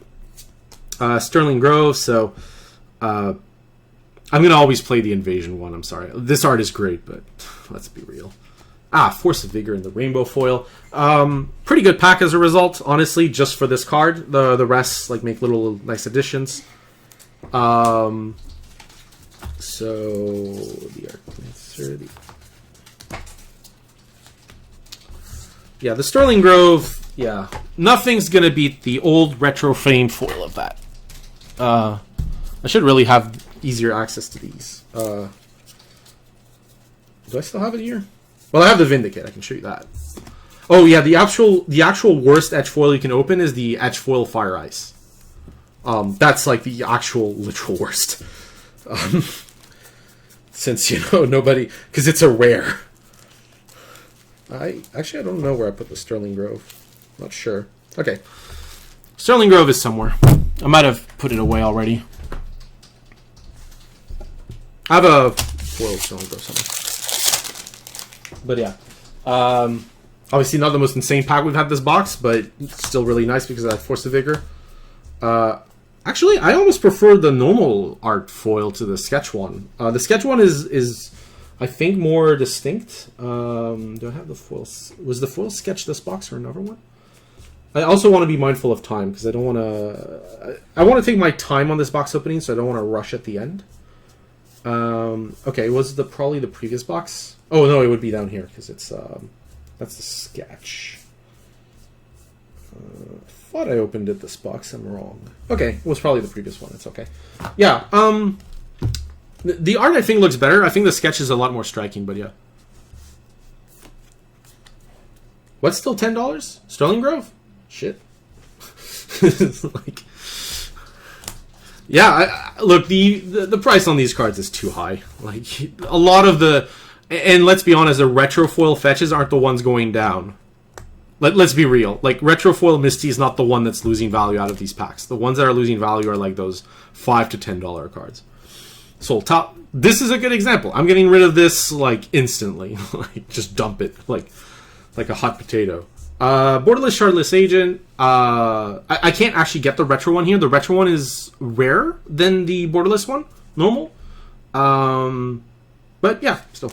All right, we got our foil Monoscallion, Jade Avenger, another Arkham. At this point, I have enough. So these edge foiled suspend cards in person. I tried it on camera. It's really hard, but the blue pip that's like integrated into it is really distinct. So that's actually it's actually kind of nice.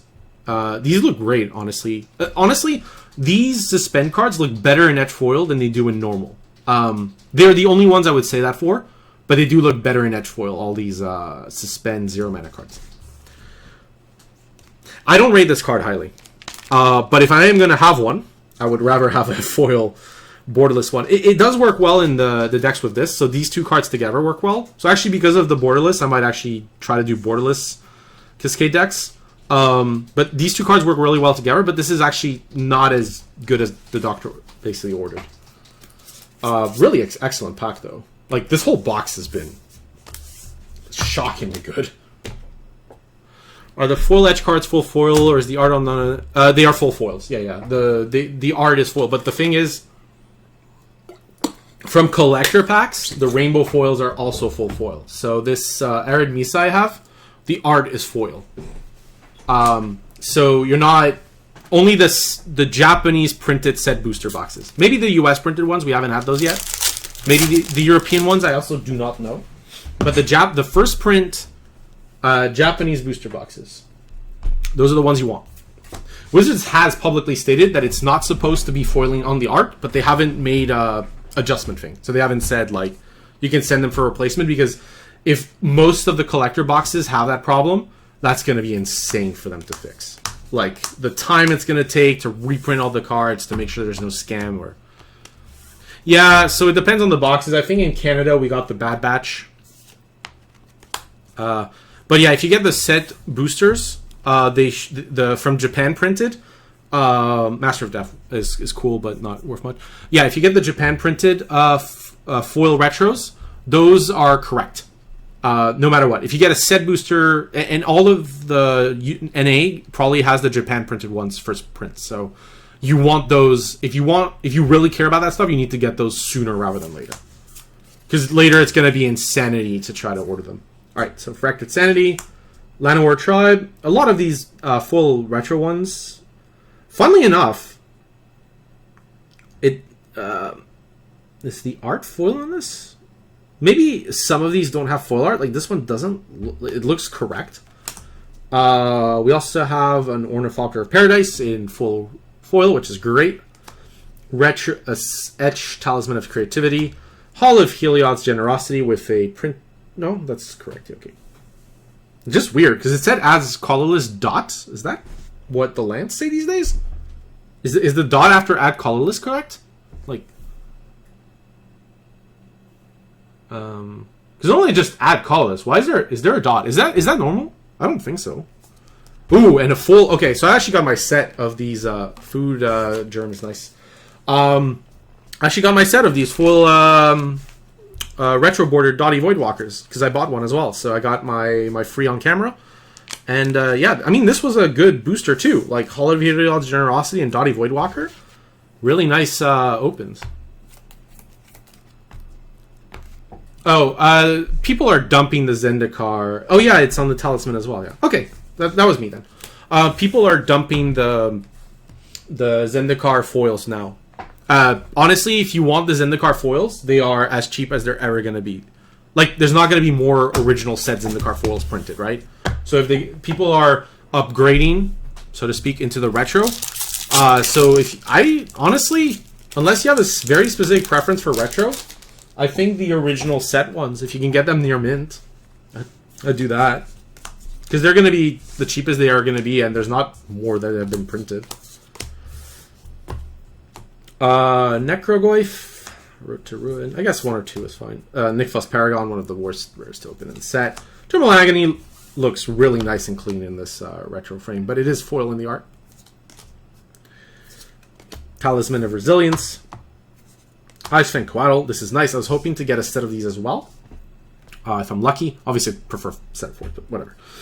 And foil sketch Treasure Fopter's okay, and a foil sketch Siphus Harvest hand. So we'll sleeve up this and the Ice Fang. I'd say the foil sketch one is a hit. So Talisman is down here. These are here. I don't think Necrogoyf will see much play, but we still have 2 packs in this insane box, by the way. Yeah, like if you... Yeah, the retro's nicer, but it is, I think, double the price of the original set. So, you know. Sanctifier and Veg Borderless. I'm going to have a ton of these. I'm probably going to keep the retro ones. Sarah's Emissary. I actually haven't seen this card in the set. This, and there's 1 or 2 other ones I haven't seen yet, but this is one of the rare cards I haven't opened in the set yet. Sarah's Emissary. Pretty unique effects, and I think underrated, honestly. Like, against Storm, you can say Sorcery, and it's pretty much an Iona. In Game 1, not Game 2. Really cool Ravenous Squirrel foil sketch. And the thing is, the ability is unique. The putting a counter when you sacrifice something. I don't think there's any 1-drop with this kind of ability. So it's like, because it's a unique piece, I do want 1 or 2 for my modern collection. This looks better than the foil etch one does. Ingenious Infiltrator, full etch Stepfruit. We don't care. Let's see what the rare mythic is. All right, okay, whatever. This box has been truly exceptional. So we'll allow it one mistake. I mean, these are okay, but yeah, we'll allow the box to make a small mistake. It's okay. Not every pack can be exceptional. There we go. Loose Focus, I actually want 1 or 2. It's a unique counter spell. Oh, yeah. I mean, these extended Misty Rainforests look really nice, honestly. Like, I would pay the small premium over the normal ones for these. Another, yeah. Scion of Draco. I'm gonna play the retro ones of these. I'm not at all interested in the borderless one, but I mean, it looks cool. It's not for me, but it's a cool card.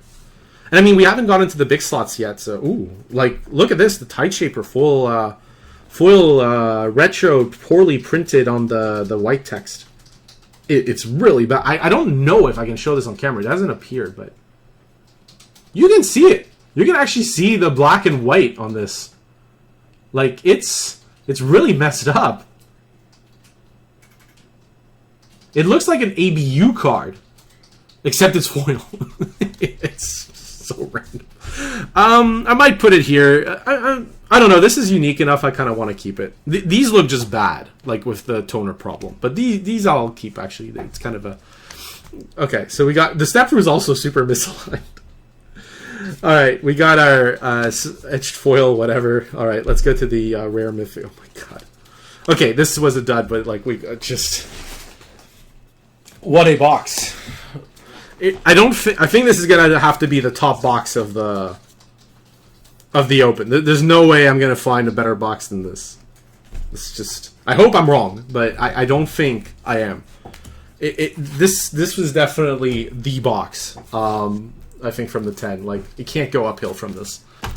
Let's recap. So I'll quickly do commons on commons. Nothing here that's too fancy, but you can see it. There's a lot of talismans. Talismans are cool. Some some MH1 foils like the Soul Herder. Then we have our Tideshaper actually goes here, but Sign of Draco, like, even the bad rares. Okay, there's some really bad ones. But the Frey Insanity, the Soul Talisman, the Shardless, the Sterling Grove, all of these like do add up fast. So not so bad on this side of things. Some bad ones, but whatever. And then obviously the Insanity here. I don't have a set of all duels. I have a number of dual lands for Legacy, most of the blue ones, and some others. And I have two... Well, if you have collector's editions, I have 2 recalls. But I have an Alpha recall, a Beta Jet, and a Time Walk, a recall, and a Sapphire from CE. I was going to play Vintage back in the day, and I never completed the Vintage. And I sold an on-limb Time Twister, which I regret to this day. But yeah, like let's look at the fetch lands to start with. You know, I was hoping for at least one foil fetch per box, so we got 0 in the first 2, so we made up with it with 3 of them. I hope I love Arid Misa, because that's the one I'm opening. The Scalding Tarn, though, is really great. These are normal, Misty and Verdant extended, so 5 fetches. But I mean, just the MH1 cards were just off the charts. All the hits, well, there was also a Sisei, but yeah, like, just, this box was incredible. Like, actual, this is foil, even this isn't foil, but who cares? Foil Dottie Voidwalker, like, this box is just insane.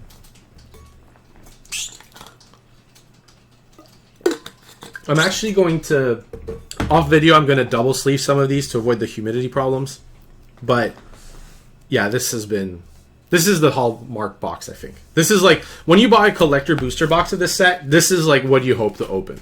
I can't imagine you opening much better than this. Maybe like, no, just whatever. Like, I'm sure it's possible, like, theoretically. Or, you know, it's going to happen to someone, but still. Alright, we got to continue, though. But box 4, so far, looks to be the winner. Oh, this is done. I can put this down here. I need to make sure the 2 collated boxes are separate. To be honest, I'll take another Force of Negation and Force of Vigor if the collation works on this one too.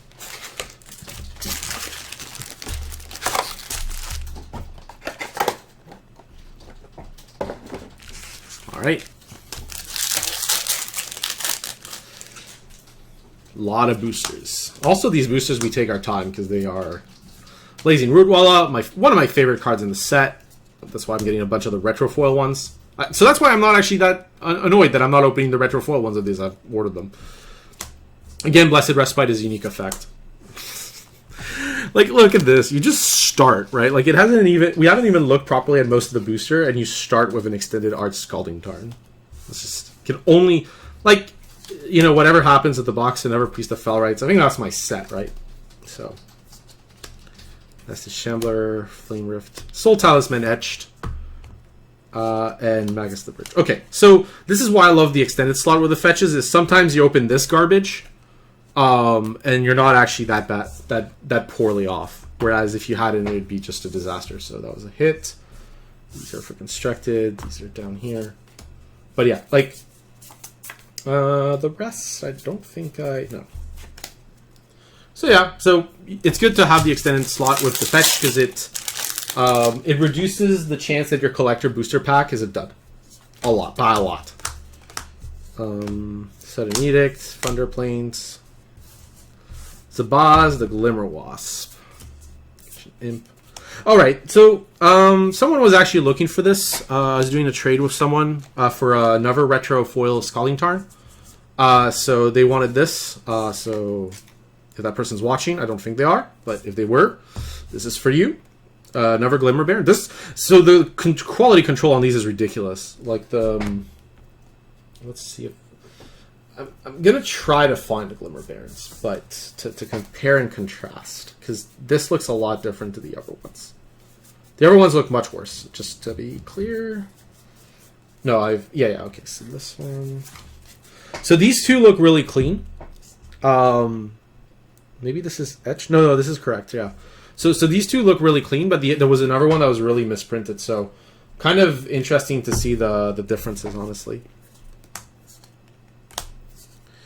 Another etched foil Cabal Coffers. So not a retro one, but again a good hit. And Moderation. So far this booster pack, these booster packs have been one exceptional hit, and what else? Oh, actually, the Titania is pretty nice. Titania is like a pretty okay. That one I'm actually going to do this to remember that it's. I might just double sleeve it normally. Let's see if I can find a random sleeve somewhere.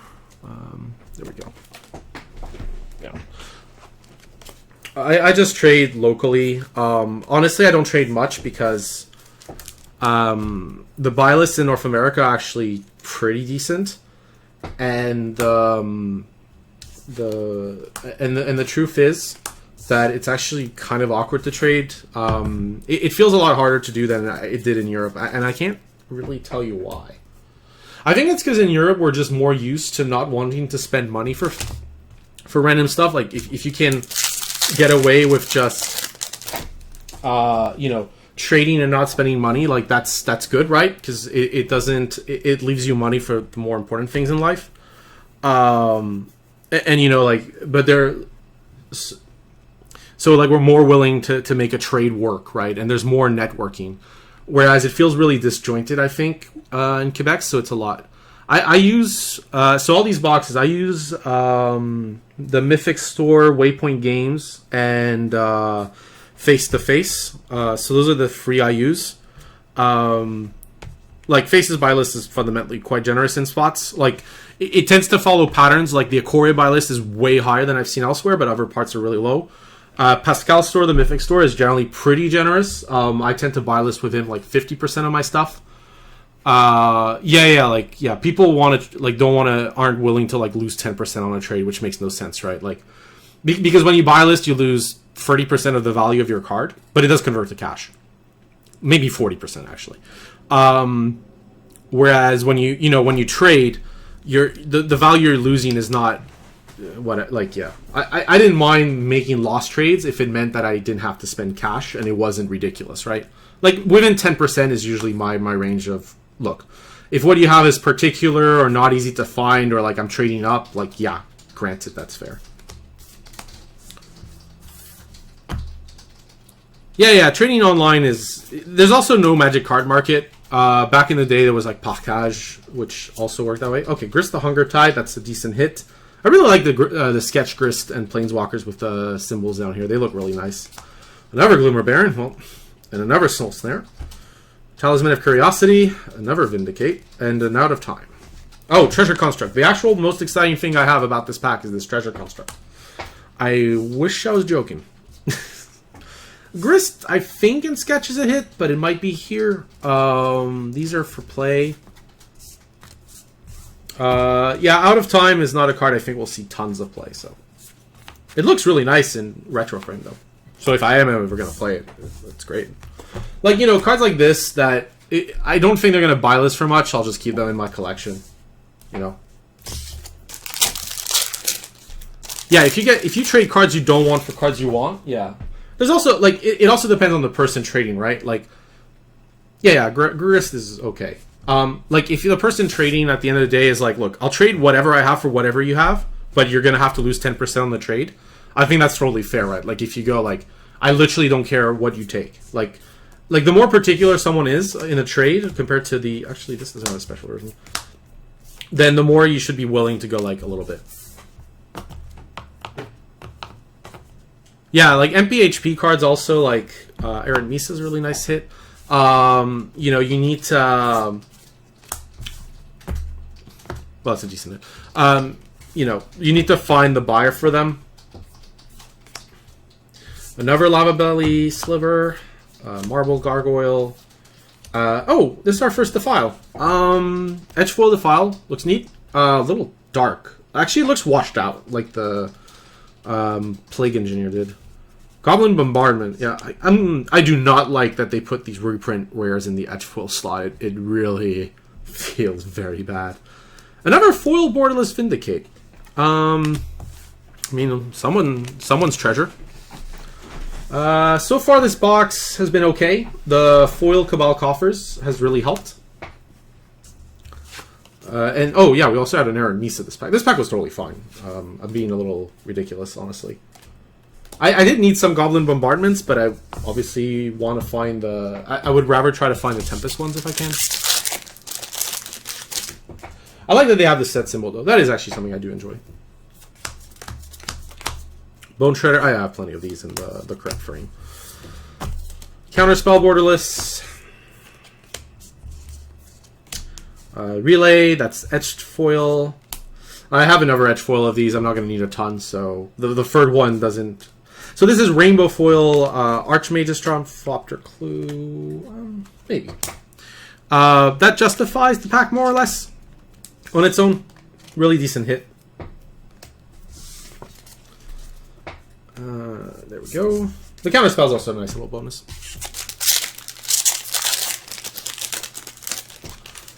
Yeah, I mean a lot of when I moved from the UK to Canada, my shipping was by weight for the move. I could ship stuff; it wasn't like ridiculous, but it was money. And the truth was, it was like 40, 50 kilos of Magic cards, and I didn't want to like necessarily bring 40, 50 kilos of commons in bulk, right? So I lost a lot of. I mean, I sorted it out and I threw a lot away. And the truth is, some of what was bulk is now worth. But at the time I had to move. Like, what am I supposed to do? I didn't even have a friend who could I could give them to or anything. So there's a little bit of a tragedy there. Yavimata Meta Critical Growth Extended. That's nice. Not for me. Someone else. But this is not very. This might actually be better than hitting a non-blue fetch land, honestly.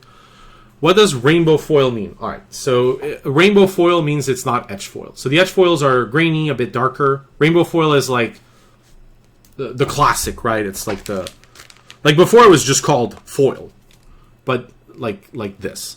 But like etch foil is a little darker, has is grainier. Like these Terratola Kavus are etch foil with toner printer errors. So yeah, so traditional foil if you prefer, yeah. Nick Foss Paragon, whatever. Faithless Salvaging. I might keep one or two that in sketch foil actually. Mind Collapse again. There we go. Etch foil, Blazing Rootwalla. This looks really neat, but I'm getting the. Actually, this doesn't look much worse than the retro foil. Honestly, I would suspect. Still, I'm glad I'm getting the retro. Another Chainer and a. Ooh, this pack was. Ugh. Ooh, this pack was not good. The Yavimaya, this is what I mean with this extended slot, is it can literally save your pack on its own. I like the full dress down. I mean, it looks cool, but yeah. We're gonna get some duplicates in our collation. I just don't want duplicates of in a pattern, which it doesn't seem like this was a pattern. Like the Chainer and Vindicate. Yeah, we had them together, but it doesn't mean it's a pattern. It's only a pattern in the next 6 packs I keep getting the same etched I got. Because the charm was rainbow, or traditional if you prefer. Reprints. Yeah, I got a lot of these Progenitor Oozes. They're not sticking with me, I guess. Dermotaxi. Talisman of Curiosity and traditional foil. Blacksmith's Skill. Bone Shard. This looks really neat. This is actually an underrated card from the set. This will see a lot of play in Modern. This will see some play in Modern, rather. Okay, well, this one's new. Not one I want. Squirrel Mob, and there we go. That's the hit. The foil sketch Urza Saga. This is Urza Saga number 6 for me. So that's kind of neat.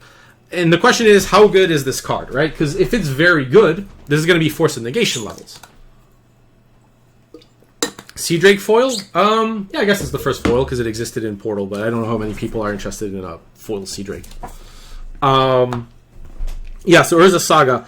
If it's too good, that's not a good sign. I'll see some play in Legacy and Vintage, but and casual play, so it does have some resilience to being Modern banned.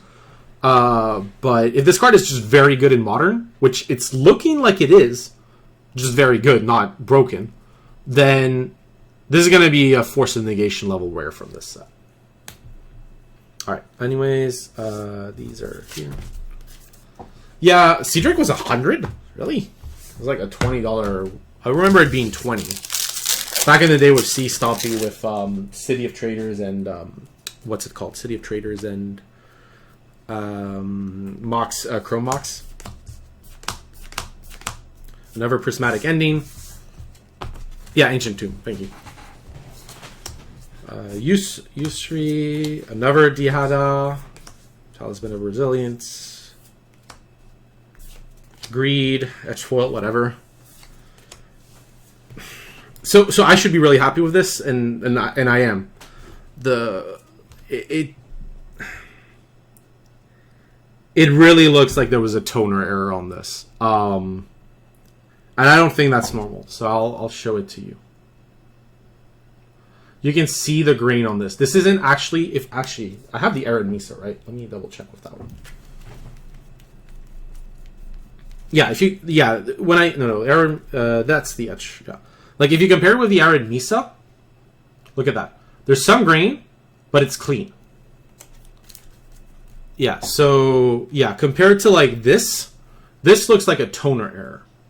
So I'm happy I got this, but this is 100% going to Wizards of the Coast replacement service. Like, doesn't matter what else they say, that is not an acceptable level of quality for this card.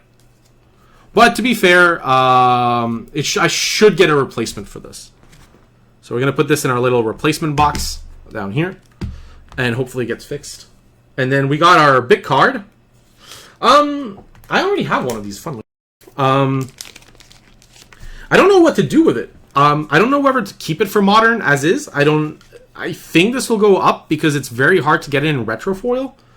I honestly don't know what to do with this. Like, the normal versions I don't want, but the actual full retrofoil, a lot harder to tell. I guess Gaedro Normal's down here.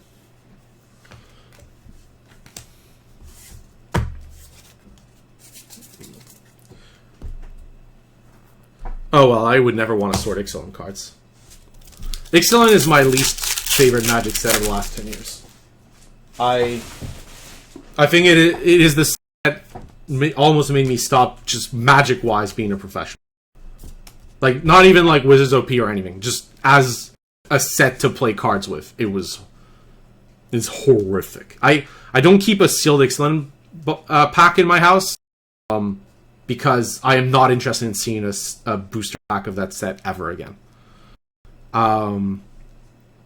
Yeah, like, I'm still waiting on the replacement for my Blex, which was 2 months ago. And I've heard that they're okay with replacing. You just have to be patient. And I'll have some other Scalding Tarns to play with, thankfully. But still, it's not, even for you, it's not nice, right? Because I should be super excited to get this. This is exactly what I want. So when I don't react really strongly to this or a bit negatively, it feels bad, right? Like, this is exactly what I should be hoping to open, and you saw my reaction. And thankfully for these aren't, like, standard sensitive, right? I don't have to play them, like, next week or something. Piru, Magus, wow, this is the collection of the world's worst rares. Oh, there we go. Etchfoil Zvylun of Sea and Sky. Honestly, this looks almost as good as the normal foil, or... Yeah. This has got to be a lot cheaper than the normal foil. I just get this. And foil, Sketch, Rise and Shine. I suspect this pack was actually medium because this will drop like a rock. But in the meantime, let's put this up here and these down. Rise and Shine is a really cool card, so I don't mind, like, if I was gonna have a bulk, like, bad card, like Dress Down, Rise and Shine are fine. Yeah, I don't think they're gonna send me, like, 5 fetch lands instead of 1. You're gonna have to buy those retrofoils, Will. Not non-foils, I suspect. Bloodmade Marauder, Gargadon, another Dihada. There's a lot. Jeez, how many have I opened of this? Talisman of Cognition. This is a really nice one to get. Undead Augur. I haven't seen this. This is popular just because it's Tribal Zombie. Ooh. Oh yeah, this I don't even know if I want to send this for replacement, considering what the card is. But yeah, it also looks really bad and grainy.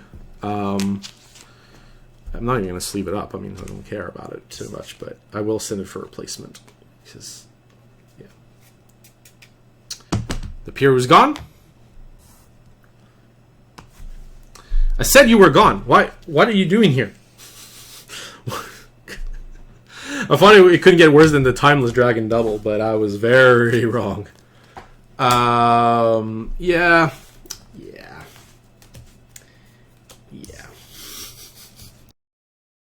I hope somebody wants this. Oof. Yeah, oof is correct.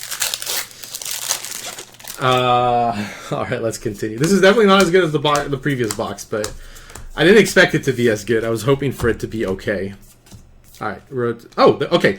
This turned up to 11. This is actually, sorry, I haven't seen a Ragavan in person, and this is the borderless version, so really nice. We're going to sleeve that up right away. So the fact that you can get, like, the big mythic of the set, not even in the back slot, is really nice. It's 4 CAD. This is more than 0. This is great. That's great news. 4 CAD for this? Yeah, sure. Take it. Undead Augur, another Faithful Salvaging, Bone Shredder, and Edge Foil. Whatever, who cares? I got the. I'm not going to show it, but I have the normal ones. Glimpse of Tomorrow in the Etched Rare slot. If I'm going to play this card, I would rather play it this way. And another Urza Saga. There we go. I actually have my set of foil Urza Sagas. I have free sketch and one pre-release. Perfect. Actually, this pack was low-key insane. Low-key, it was really, really good. Yes, Undead Augur here, and then this here, and then this. No. But yeah, low-key actually with this eventually fixed Edgefoil Scalding Tarn and the Ragavan and stuff, those last packs have helped a lot. Violent Tumor. Foundation Breaker. I don't think this has a special version, so having it at foil is actually nice. Marsh Flats. That's nice. Little bonus there. Faithless Salvaging. Search the Premises. Jade Avenger foil. Shatterstorm foil. We've seen a lot of these. Glimmer Baron Itch foil. Territorial Kavu. This one's actually correctly printed, so I'm getting my set of these apparently.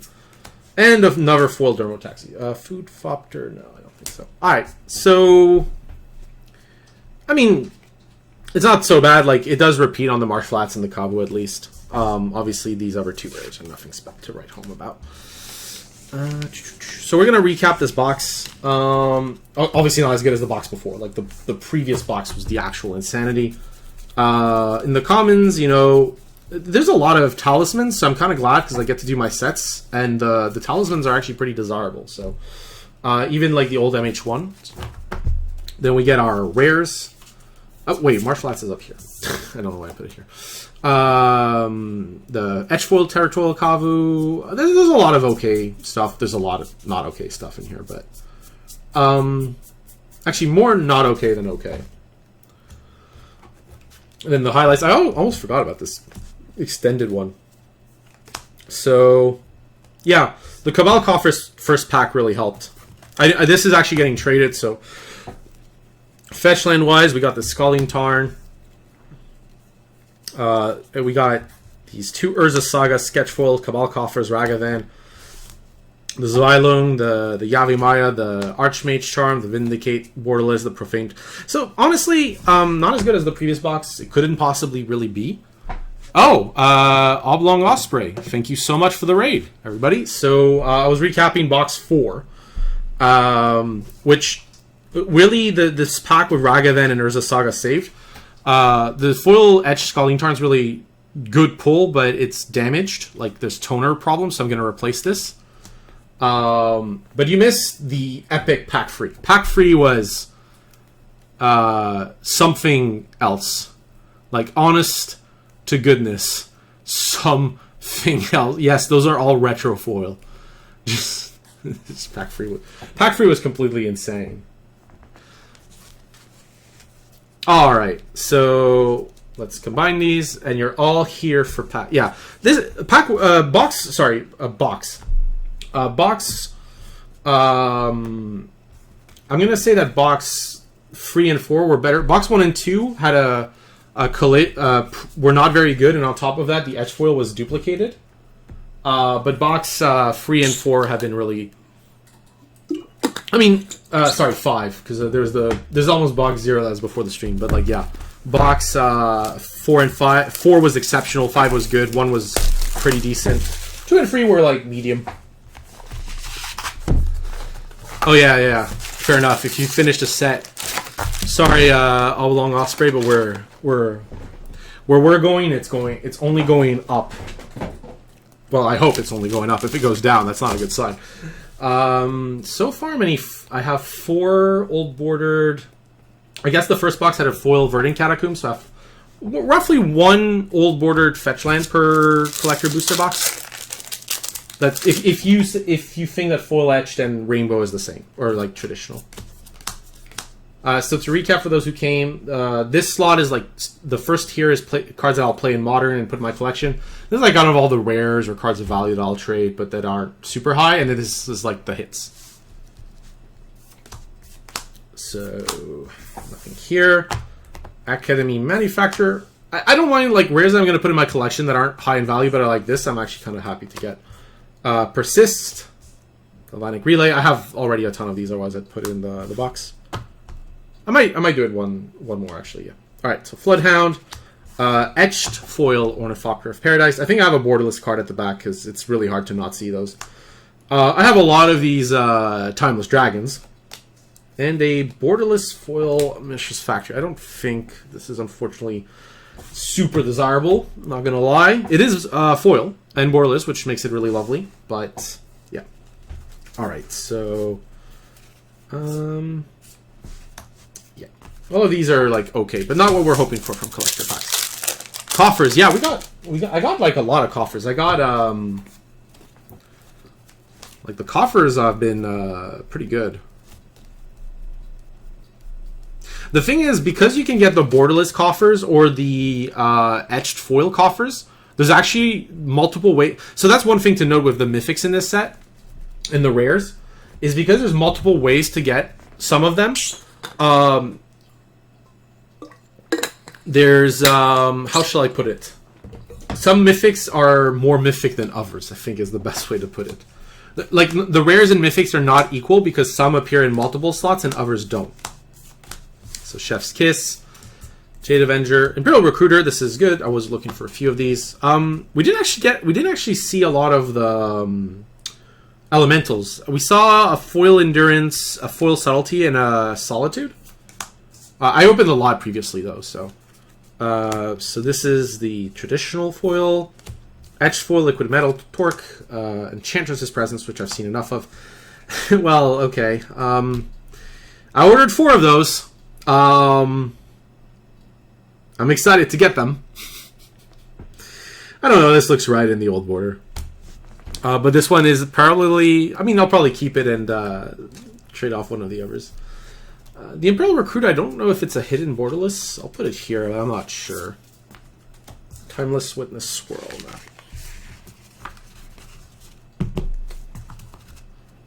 I'm not going to pronounce it correctly, and I certainly will not be sending the card to you.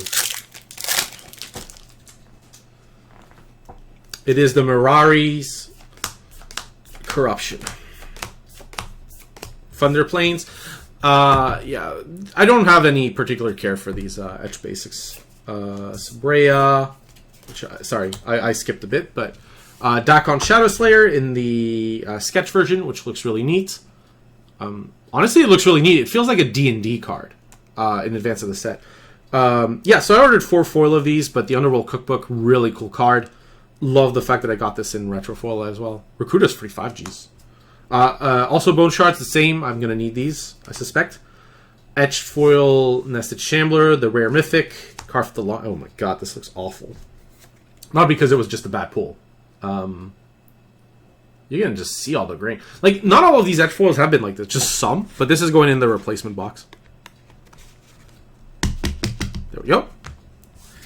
And another foil Rise and Shine Cluthopter. So this, the Dakon helps, right? So that's really what's helping all these packs, is this access to a lot of different slots that could be good. And as a result, you're not bound to just one slot. The old like Eldraine collector packs only had 1 or 2 good slots. They were honestly awful. So whereas the new era like Strixhaven and this have been really good for like avoiding complete disasters. This is actually something I'm looking for. There's no alternative. So foils of Dragon Rage Channeler are actually not that common. This is actually a pretty decent pull. Like, this is the best pull I think you can get on uncommon. Tireless Provisioner is another one. I'm actually surprised they didn't do a sketch Tireless Provisioner. Sanctifier and Vec. And actually, Charafang is cool too, but what I mean with this is, the other thing is this is the first one you've seen, and this is box 6. These are not easy to get. This has been easier to get than this. Etchings of the Chosen, so that's non-foil etched. The foil etched is actually Magmatic Sinkhole. This is like a 4 for 5th Karmic God I got. Jeez! Look how bad this is. Like, look at the rarity symbol. It looks like a scratch off. What the? Jeez! All right, this is going in the replacement box. And the big slot. This, okay, it's not a big hit, but this looks awesome. It looks really lovely. If I ever get to play this in Modern, like, this looks incredible. I guess the Chatterfang helped a lot this pack. But yeah, otherwise, semi-medium pack, honestly. The plus our horribly destroyed Iconic deck. Yeah, these reprints in the Etch slot really feel bad. Have we opened Fetchland this box yet? I don't think so. This is booster 4, 5? Alright. Blossoming Calm.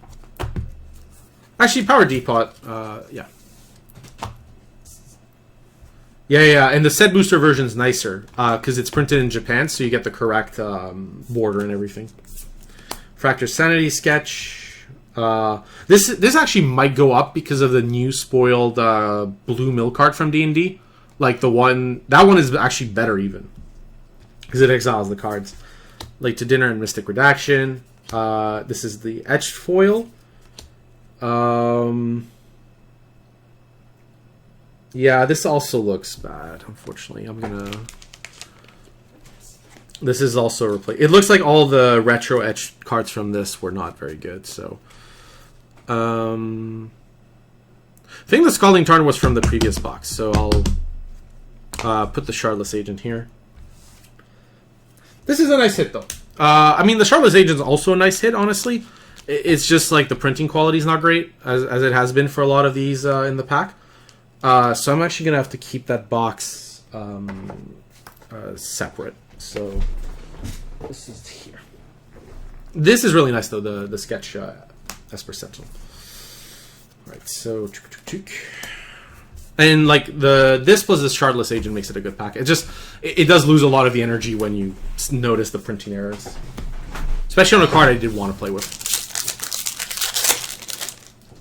All right, Reaver, Fall, Patrol, Mental Journey, Calibrated Blast. I haven't actually seen a lot of these. Mishra's Factory, Bone Shards, Soul Snare. That's the Edge foil. All right, not good so far. Let's hope that the next two slots are something decent. This is actually my fifth one. Believe it or not, I got two foil etch and two normal rain. So this is my fifth one. So I actually don't need this. Kind of funnily enough, I maybe even should have bought it, I guess. But so, anyways, this is Food Germ. I think I had one, but whatever. Garf the One Eye. Garf One Eye, rather. It's hard for me to comment on that card because the price it's at now doesn't make sense to me. I don't know who's buying it at the price it is at. So, yeah, I don't know. So, like, it could be a great hit, but I don't know what people are actually taking this at. I know what they're trying to sell it at, but obviously it's really cool to get a card that references Black Lotus, Mythic, Retro Foil, all that stuff.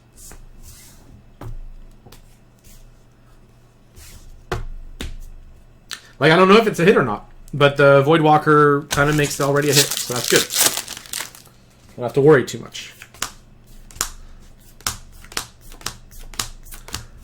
Inevitable Betrayal. General Ferocious Rockrick. Brainstone.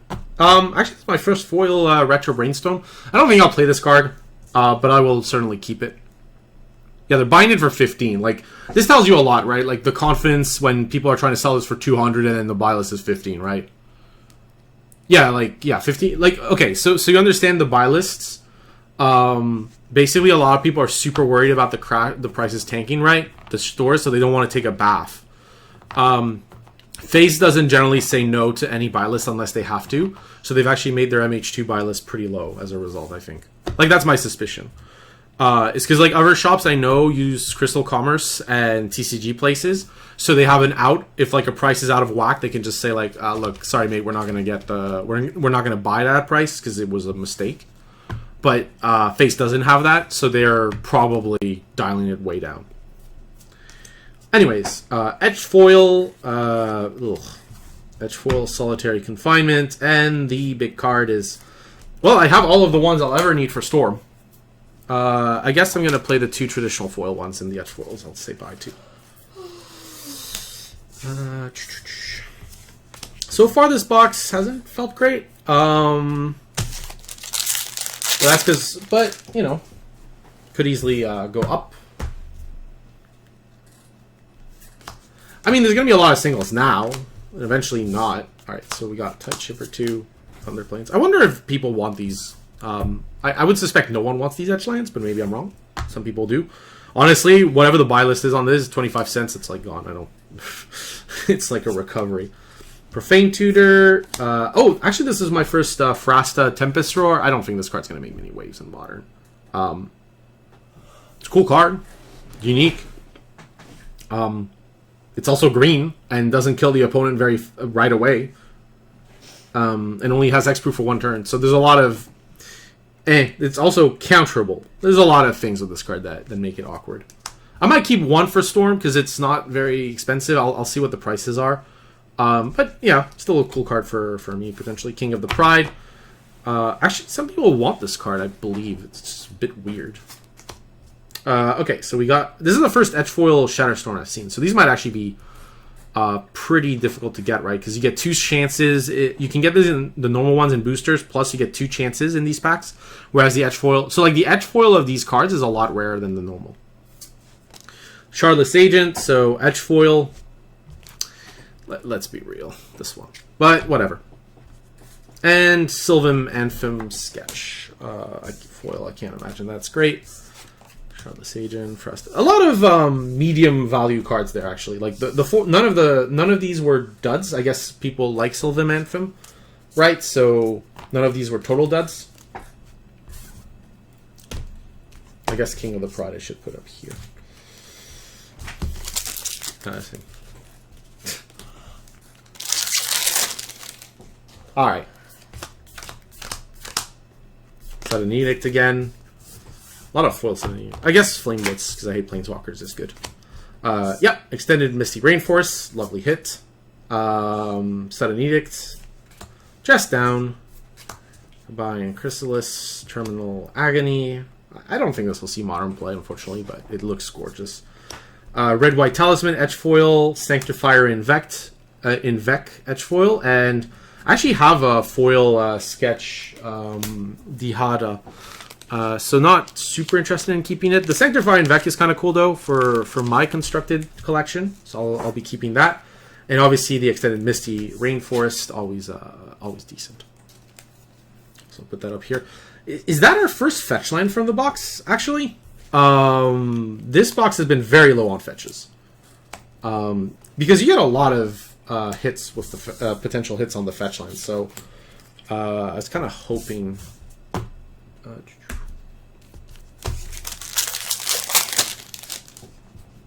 the one I still don't have is the... I don't have Old Bordered, Marsh Flats, and Misty, and I'm hoping for the Misty. Tireless Provisioner and Foil is actually going to be worth a pretty penny, because this is the fanciest version of the card. Another Dottie Voidwalker. I have a ton of these, and Sagas, so I'll probably offload those, honestly, while the getting's good. But yeah, good hit, of course. Cryptologist, Terminal Agony. Okay, so the multicolor foil sketch cards are amazing to look at. They are the nicest cards in the set, apart from the retro foils, honestly. Sadly, most of the multicolor sketch cards aren't that great. I didn't actually look at the lowest that was foil. If we get another one of these, I'll look at it in more detail. We get a etched foil Plague Engineer, so that's good. And a foiled sketch Fractured Sanity.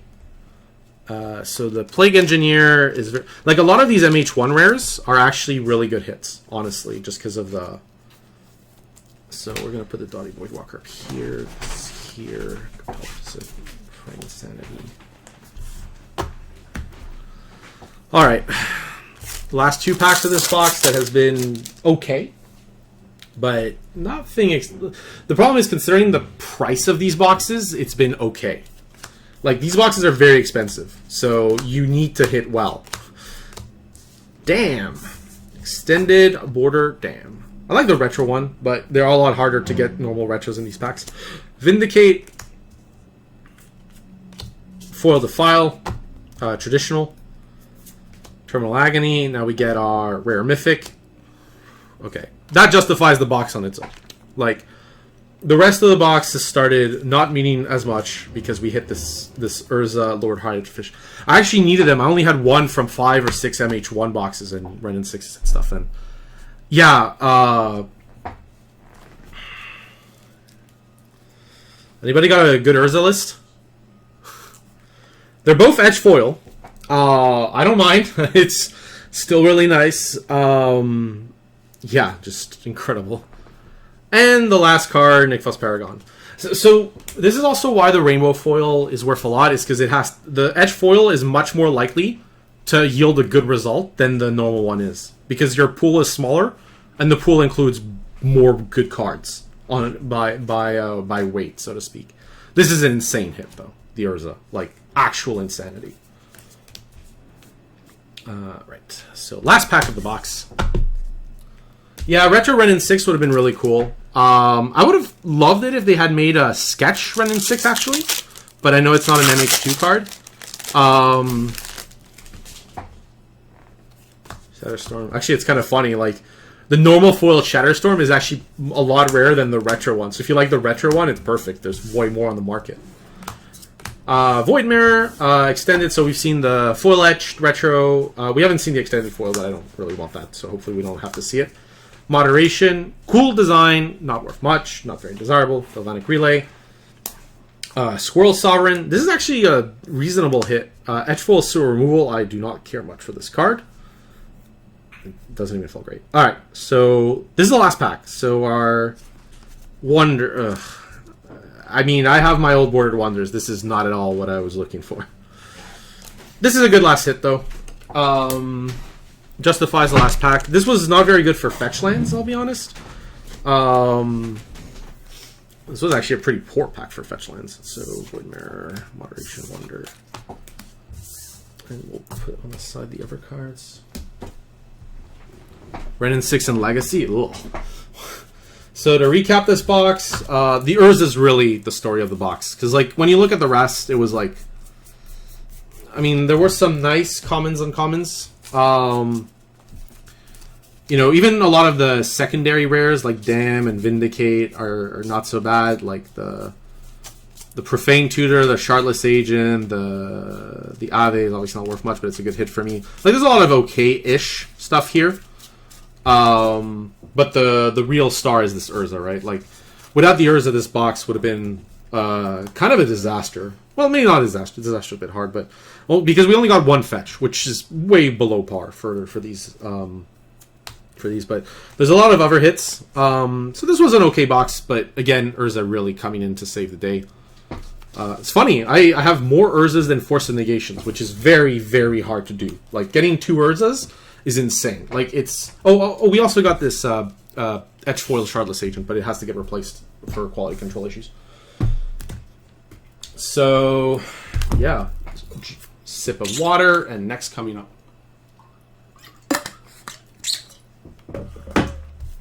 While I open this up, if you are interested in this type of stuff, I might unbox less in the future, but I do Magic content. I talk about latest events whenever. Not really a set schedule, unfortunately, due to other things in life. But if you haven't given a follow, please do.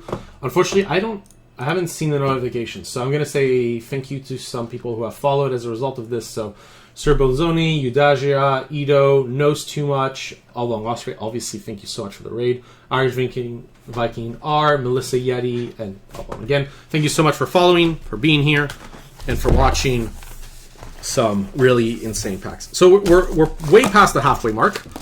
We got only 4 collector boxes left. Only, right? And then we'll do a final recap of everything. So, Rift Sower. The commons are collated, but this is much less of a problem because most people don't really mind them so much.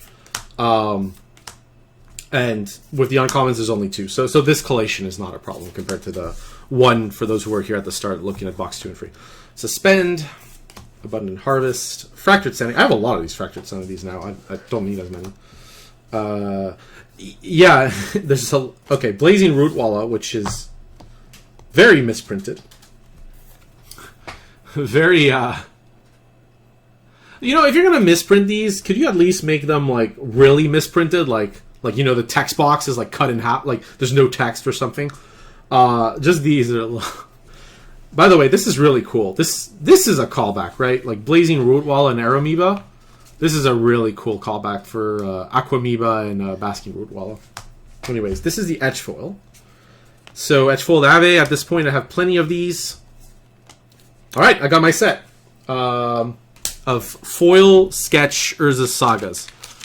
I think I literally have 7 in total Urza Sagas. Like, the fact that I'm only opening the foil sketch one as well is nuts.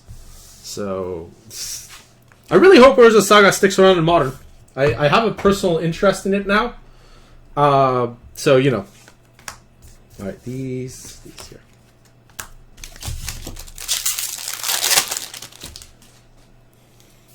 Yeah. And based on how I've been opening these packs, I'm going to need store credit anyways, because I'm not opening enough retro foil fetches here.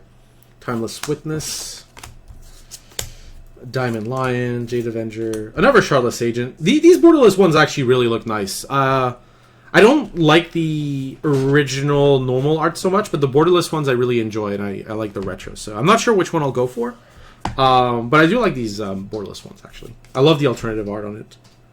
Sorry, Izzy. Again, these foil multicolor sketch cards, if you ever get your hands on one, they look gorgeous. Arcbound Shikari and Prophetic Titan, both of them look incredible. So that's Aeromoeba traditional foil, which means we get our Etch Foil shenanigans.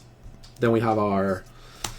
I have so many Etch Foil Cheener and Nightmare Adepts I could... Oh, is that a set of Archmage's Charm that I've just opened on stream? Because we had the 2 from the first box, and I'm pretty sure... I think I literally have a set of these Retro Foil Archmage's Charm.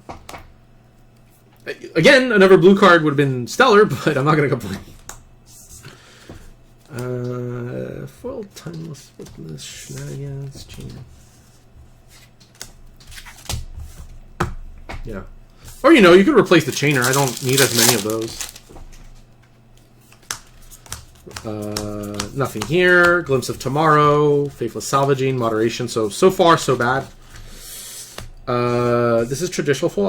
I know I have at least 4 foil ones that are etched or traditional. I don't know how many traditional I have. This is etched Ornithopter of Paradise. The Rare Mythic. Squirrel Mob. Okay, this has been a horrible pack. So the last... I mean... Yeah, this was kind of a dud. I have enough of these Fractured Sanities to last me a lifetime. But yeah, that pack was definitely a dud.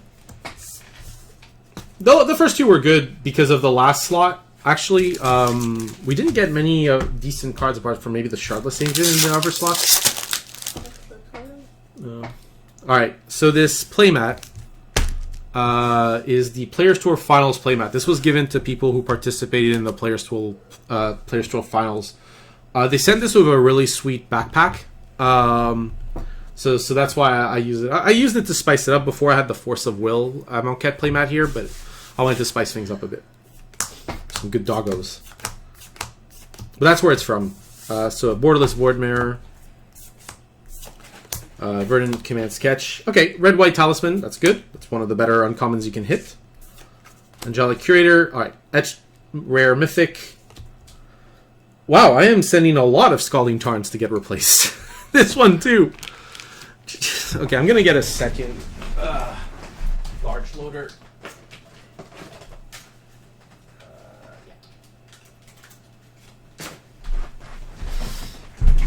I have a lot of these foil Scalding Tarns. I think I have my set now, so that's kind of cool. But yeah.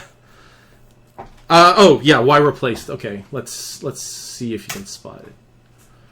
Those black dots are not normal. Those are like toner printer errors. I'll give you a comparison point with the Arid Misa I got. That's also etch foil, and that actually is done correctly. So this is the etch foil Arid Misa. As you can see, no random black dots. Looks clean. Has the textured look that these etch foils have. And that's normal. I'll go back here. Once the camera focuses a bit. It might not because I'm shaking, but yeah, there you go. Black dots all over. Looks like a toner error. So those will get replaced. And if you're wondering, all of the cards here are basically cards I'm getting replaced because of the printing issues. It seems like the print issues are all based on the etched foil versions. So yeah. Still, I mean, I'm pretty happy about getting a bunch of Scalding Tarns in retro foil. So now I think I have my set because I also traded for one. I haven't seen a Misty yet. Germ Food and... Oh, what was the card? Well, these are as rare as Misty Rainforest is, but I have 3 of these now. I don't need more. Still, obviously I'm super happy with the Scalding Tarn. That was a great hit.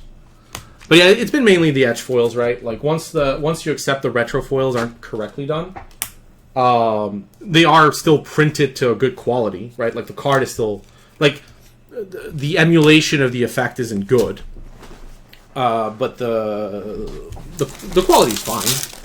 I guess I should put the Scalding Tarn up here, but I guess I could do this. We can, yeah.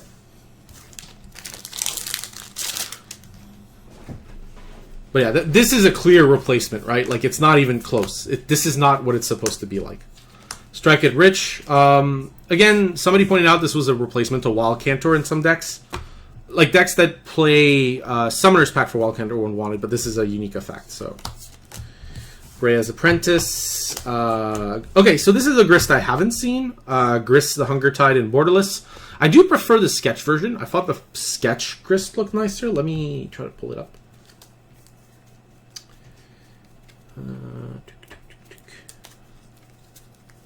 There we go.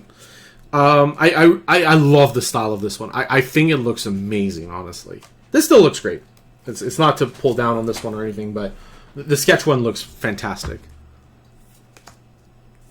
Llanowar Tribe. Monoscallion. Again, this looks horrible. Like, genuinely awful. Like, toner error awful. Ooh, actually, this is the first ignoble hierarch we've seen. I clearly prefer the retro version of this, but still, the sketch foil is good. Also, the description is great. It's do a mirror image of the Noble Hierarch card, only this time with a goblin. So yeah, so this goes here. I think the Grist also goes here. This goes in the replacement box. I think I'll go here. Replacement block. Oh, sorry. So these are where here. Yeah, so good pack. The sketch foil ignoble hierarch and the Grist. Again, remember these are $30 almost a pack. So I expect these to be good packs. When they're a bad pack, it's a large hit. Territorial Kavu, you know, not worth a ton, but you know, if I'm gonna get, I'd rather get a rare. I might play in Constructed if it's gonna be like Brea always or Verdant Command doesn't feel good because they're not. There's no casual appeal, and they'll see no constructed play almost. Whereas this will.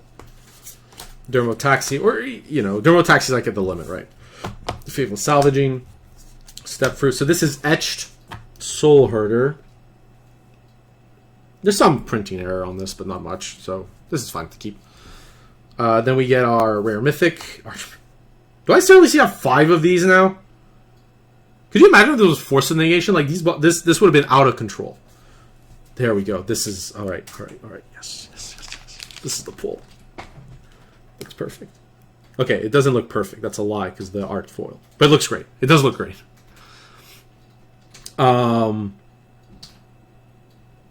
Like I've seen a set one, I think, and it actually looks astonishing. This still looks fantastic.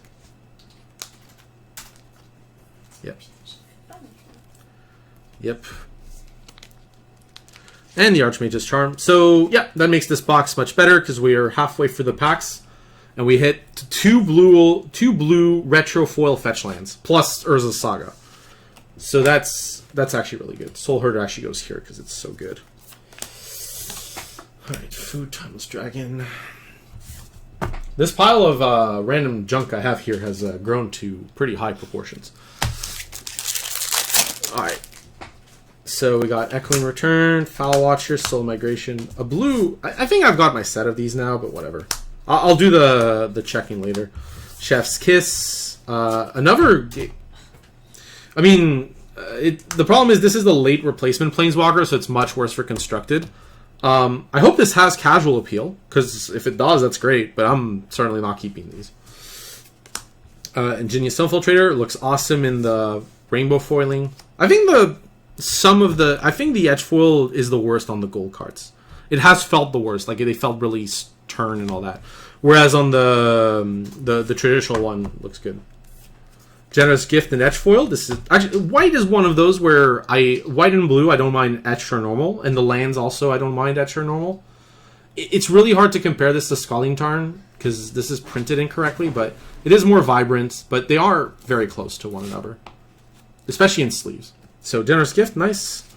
Shardless Agent, and again the printing quality is not there, so great hit, but I need this replaced.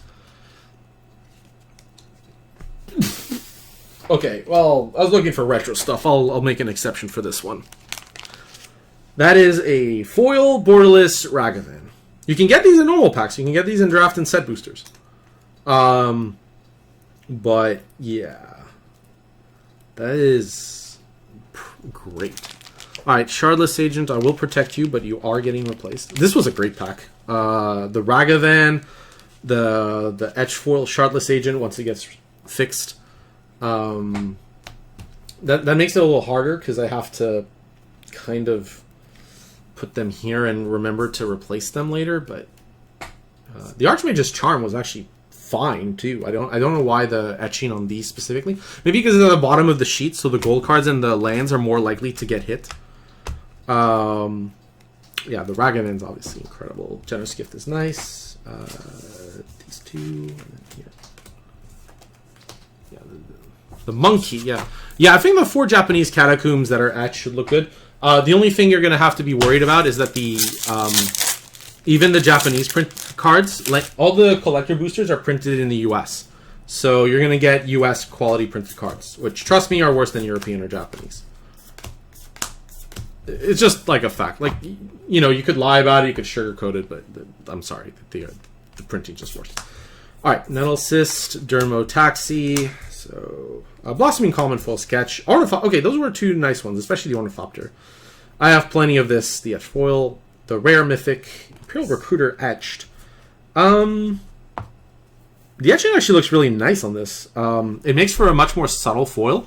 So this would be great for people who don't like foils that go over the top, and because they bend and they're over the top. Like, if you liked the idea of a foil, this is exactly what you would want. Because it'll stay flat because of the textured look. So these do not bend. The etched foils are actually pretty flat.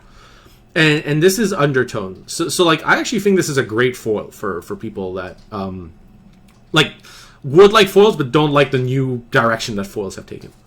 And a foil sketch font monitor. Pretty nice for me. I didn't want this for my collection, so I don't think it's a big hit, but Font Monitor is, I don't think even it's a sleeper. If you've been following the latest Modern news, Font Monitor has been really good. So at this point, you should probably get them because they're not very expensive. They shouldn't become, but maybe the sketch versions are. And the sketch version on Font Monitor actually, while I'm here, does look really slick. Once it, let's see if it focuses. Yeah, like the sketch version of this, I think looks great. An efficient, well-designed machine. All right, Dermotax. Let's make sure that the Font Monitor stays on top here.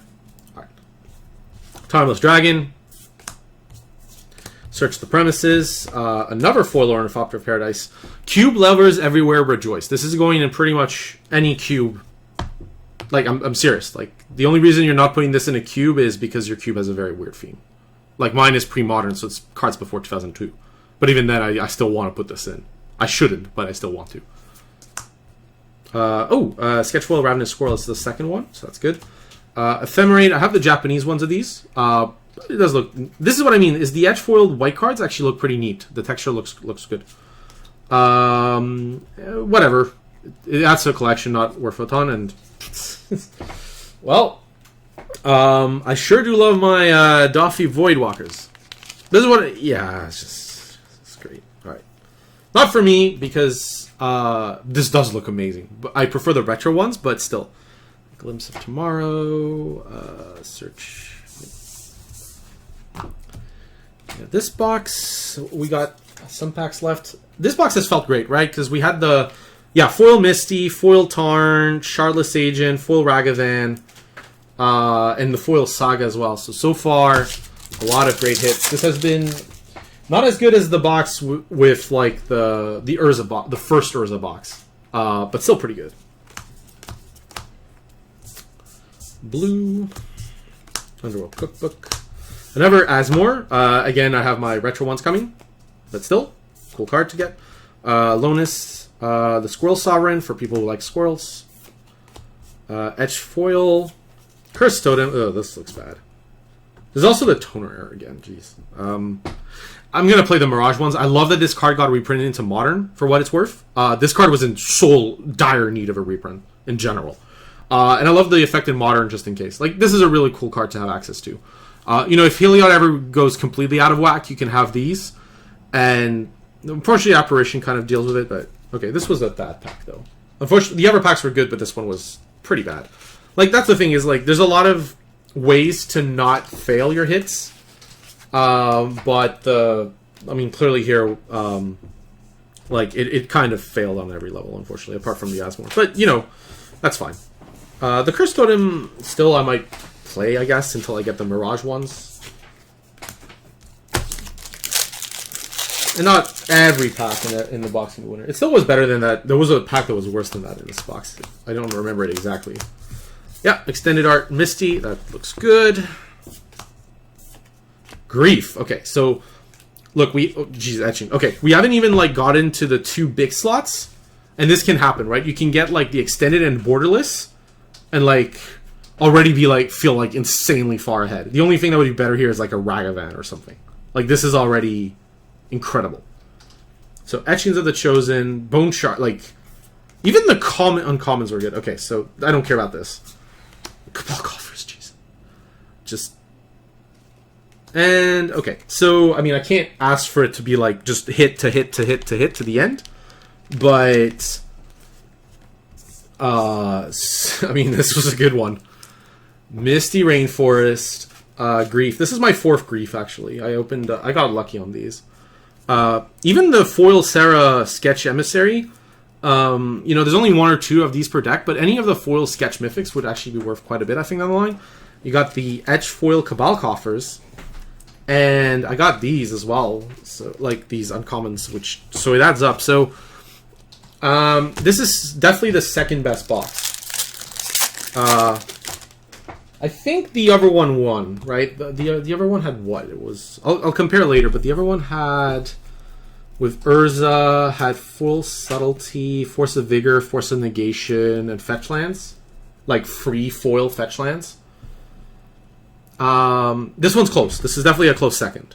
If this pack is insane, then it comes first. But it has to be, like, Force of Negation or something like that. A Verdant Catacombs. Alright.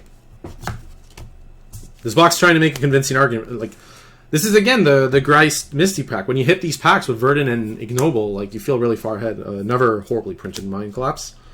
Talisman of Resilience. Etched Foil Ingenious Infiltrator. Right, okay. Well, this box almost got there, but at the end it decided to say... still, the Verdant and the Hierarch are nice. Like, it's obviously a good pack. I'm not complaining. It was just very funny to think, oh, maybe it could be incredible. No, we're done. Nice try, sir. Nice try.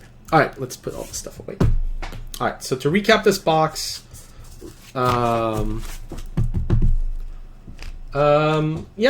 think Imaginaire tends to import French ones.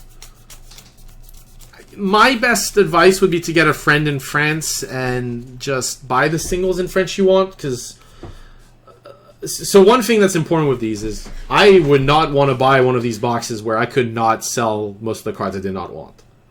Because, yeah. So, like, when I'm buying from, like, a card in Japanese, I'm buying the card. I think buying, like, just the whole thing is a little dangerous, honestly. Like, unless you want every single card in the set. So anyways, these were the cards that were, like, a little less, let's call it desirable, but still maybe okay. Some reasonable hits, like, I did want to foil one of these again, but, like, I've gotten my wish and more, unfortunately, by now. This was etched foil, I believe, yeah. Is this printed correctly? Yes. Yeah, it seems to be the gold and land cards that have the issues. And then, again, this was the second best box. Believe it or not, there's an etched foil Scalding Tarn and a foil Rainbow Misty, a foil Ragavan, and some Archmage's Charms and Grief and stuff, and this was still the second best box. Because the Bex box had Urza, Force of Negation, Rainbow Foil Fetches, it had literally everything. This is still nice. This is still one of the better boxes for sure. So the Shardless Agent and Scalding Tarn are going into my little replacement pile thing. Funnily enough, if I open another foil etched Scalding Tarn, I think I have more than my set, which would be really funny. I think so far I've gotten all the foil fetches then, apart from March Flats, which, you know, not the one I'm the... If I was going to miss one, not the one I'm the most worried about. So again, this I have to report the thing. So, yeah, I mean, I got free Tarns, right? But, like, I've opened 7 boxes now. Just to point out, by the way, for people wondering how long this stream will continue, there's 3 boxes left. So it should be about an hour between the free boxes and the kind of recap at the end. Alright, so far, honestly, has mostly filled my expectations. I'm hoping for another Force of Negation, and obviously more full retro fetches, but it has honestly mostly fulfilled my expectations. Like, hopefully get some borderless Ragavans. I don't have to get those if I ever decide to play them and stuff. This has me sorted for most of Modern Horizons 2. But then again, it's almost like $5,000 in product, so it should, right? Suspend. Salvaging. So new box. New horrible rares. Another horribly printed Aeromoeba. Bone Shredder and Edge Foil. Disc and Edge Foil. Okay, thank gosh. That pack was horrible if it wasn't for this Coatl. I think I have a set of these foil Coatls now too, but wow, yeah. If it wasn't for this Coatl, this pack would have been awful. This is clues only, no. Oh, yeah. Like, if you want to lag the Montagne Bouillon, just get a friend on MKM. Don't buy, like, collector packs and then get unlucky, right? Like, if you want, like, very specific cards, that's exactly when you should be buying singles. Chef's Kiss. Borderless Vindicate. Another horribly printed Mind Collapse. I do mean horribly printed. Like, the Talisman of Resilience. Like, I don't know why these are consistently awful. Like, it is consistent. Glimmer Baron, Etch Foil. Small dot error here. Patriarchs. So, this has gone down a lot, but at the same time, this was desperate for a reprint, right? So, you know, out of the reprints that could get an Etch Foil, it's probably one of the least worst ones. We haven't gotten Fire Eyes. Fire Eyes is the literal worst one. And Harmonic Prodigy. Okay, so far this box has not been delivering. Glimmer Baron, I guess. Actually, I do want some Glimmer Barons, because it is a unique effect in Modern, right? Like 1 mana creature that can become arbitrarily large if the right conditions come up. Squirrel Sovereign Foil, Chitter Spitter, General Ferocious, Changeling Outcast, Lance Flyer, Patchwork Gnomes. Ooh, okay, so Etched Foil, Ignoble Hierarch, looks good. Again, the poor quality on these has really been the lands and the multicolor. Every other color, the basic colors have been great, and you know, this looks honestly really good. And then the big card, or like the I say the big card. It's basically the one that has the highest upside. Yeah, so extended foil Asmore. Again, I'm getting the retro foil, but still, I think a good hit. So this pack was good. It was only pack 2 that was a really bad. The Ashfang Coatl in pack 1 really helped. Well, this is what I mean as well, is like cards like this might go down in value. But again, I need it, or I want it, so I'm getting rid of the old ones, so it's not a big issue. Sanctifier Invec, Fractured Sanity, really beautiful Arcbound Shikari, another horribly printed Aeromoeba, Etched Foil Chatterstorm. There we go. Etched Foil Verdant Catacombs. This is actually my second one. I opened one in box 1. That was on the YouTube video. This one actually looks good. Good quality print. No issues. Why did I buy these again? I mean, feels bad. Like, I literally ordered 4. Let's keep this if I want to send stuff. But still, obviously this pack has been great, right? Just the Verdant Catacombs is good, and Foil Asmore Retro is great. Yeah, the Asmores, the thing is there's a bunch of versions, right? So it's normal that you're going to open a lot, but the one I want specifically. Yeah, I understand. I understand. I honestly, though, funnily enough, I didn't get the foil. I canceled my order for the foil extended Misties and Tarns, but they were $80 each, which felt low because they're not that easy to get. They are as rare as the proper foil retro ones, so they should be good over time. But I realized that local shops in Canada were going to match the price, and I have store credit with local shops in Canada, so that's a much better deal for me. But the hard card to get is actually Foil Dragon Rage Channeler. I mean, we're at box 8, and we've gotten 1. Flame Tongue Yearling, Imperial Recruiter. So, this is good. I think I have my set of Imperial Recruiters now, if I like the Etch Foil ones. If I want the borderless, I need one more. Talisman of Creativity. Ooh, this is nice. 2 Talismans is actually really nice. Garbage, and Chitter Spitter. I am really mad that they included this one. I don't know why. I don't know why they included this rare. That's what. All right, the Imperial Recruiter is still a decent hit. This goes here, and then. Oh, this was the big card, right? The foil extended Chitter Spitter. I mean, sure. Hopefully, this has casual appeal. Yeah, 80 each is low, but it makes sense because everybody's going for the retro ones, and no one's talking about the foil extended ones. So that felt low, but I still canceled it because, you know, I have to worry about import taxes and all that stuff. And I figured that they have enough that I could reorder if I need to. I mean, this is a very good limited card, but...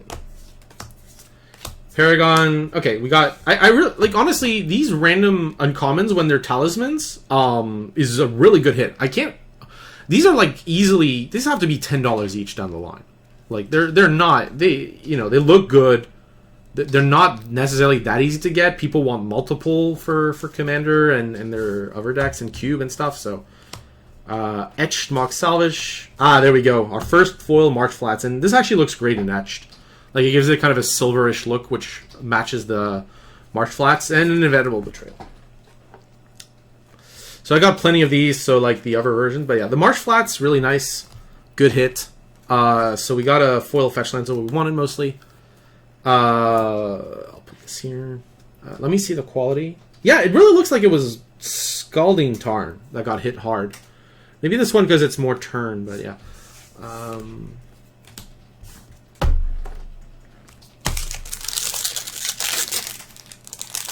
Zendikar over extended art? I don't know. I like the extended art.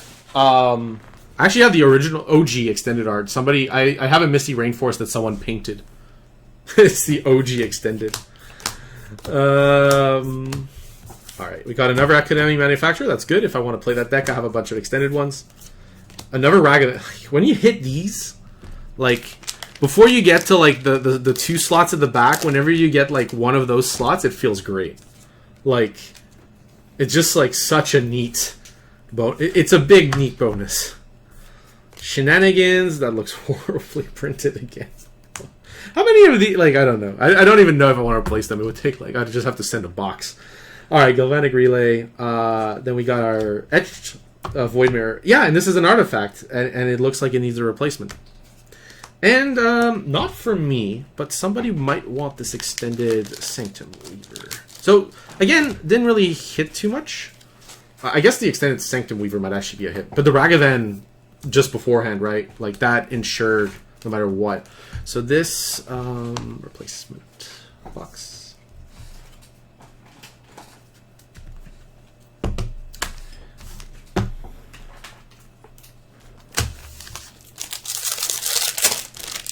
To be honest, there's a lot of random cards here that would need replacement, but on the expensive etched foils, I do want... Like, that's the one where I'm, like, drawing the line, right? 100%. Profane Tutor. Blossoming Calm. Whatever, I have a full sketch. Moderation. Lazotep Chancellor. Glimmer Baron. Blazing Rootwalla in the etched foil. Chance Encounter. And another... Oh, geez, I have 3 of these now. But, again, these Planeswalkers, there's a ton that are going to be opened because of all the variants for them. So I'm not going to... I'm going to keep very few of them because they are going to go down. The Grist is cool, though. The Grist is genuinely really cool. That was not that great a pack, but it's okay. Honestly, any box that has 2 foil retro fetch lands already feels like a win. And this has a bit more than that, so that's good. No extended art ones yet, so Flame Blitz, Ray's Apprentice, I have enough of you. Persist, Chatterstorm, again. I don't know why these retro commons and uncommons, like, you can even see it on the expansion symbol. It's really, like, you can see the white, 1 second. Like, it's unaxed, right? Like, it's not even, the white on this. Dreadmaw, yay, Dreadmaws. Bone Shards. Ah, there we go. Another. I don't have the rainbow foil of either Force or Urza, but this is great. I guess I have a spare Force of Negation. And the Thought Monitor. This is a great hit. Very happy. We still have 2 boxes to go, and I think I've gotten most of what I wanted, honestly. Like, obviously I'll want more retro fetch lands and all that, but you know, as far as I'm concerned, it has been good. These boxes have pretty much matched what I wanted. Space Force? Oh, Spare Force. Sure, whatever the... Because I'm training actually somebody for it, and I've kind of engaged, so I'm not going to cancel on them. You know, so... I mean, yeah, sure, that's true, but... I mean, it's a high power... Yeah, you'd hope I have everything I should need. Alright, another Dottie Voidwalker. I think I have 2 playsets of that. Another Frasta. Abundant Harvest Sketchfoil. Another Lava Belly Sliver. Greed. Etched Foil Persist. Looks okay. And, this is not Sketchfoil. Yeah, I have more than enough Dihadas to last me a lifetime. The Persist is okay. The Fast is okay. I think the Voidwalker is like the hit. But that pack was nice because none of these were like ultra expensive. But like they all do like, you know, add up. So we're coming on the last 2 packs of this box. Honestly, Foil Force of Negation and Fetch Lands. All of these are etched, of course. And it is worth noting. The etched are also much more common. The good cards in etched are much more common than the rainbow ones or the traditional. Because traditional is competing with stuff like, you know, foil Nick Voss Paragon and other stuff like in the set. Whereas, you know, in etch foil, sure, you're competing with some reprints like Chance Encounter and stuff, but the list is a lot more curated, and you're much more likely to hit good stuff. So the etch slot actually ends up being good. If you don't mind etch. If you do mind etch, that's bad. Okay, Necrogoyf. Another Ignoble Hierarch, which is good. I think that was my set. I opened 1 in all of my boxes, so that gives me the sketch, the foil sketch, and the foil retro. Another horrible. A Scale Up. Etched Aeromoeba. This actually looks great. This is one of the best etched I've seen so far. The Aeromoeba. perfect quality and looks amazing. Fortunately not. Resurgent Belief. These also look great because of the etched.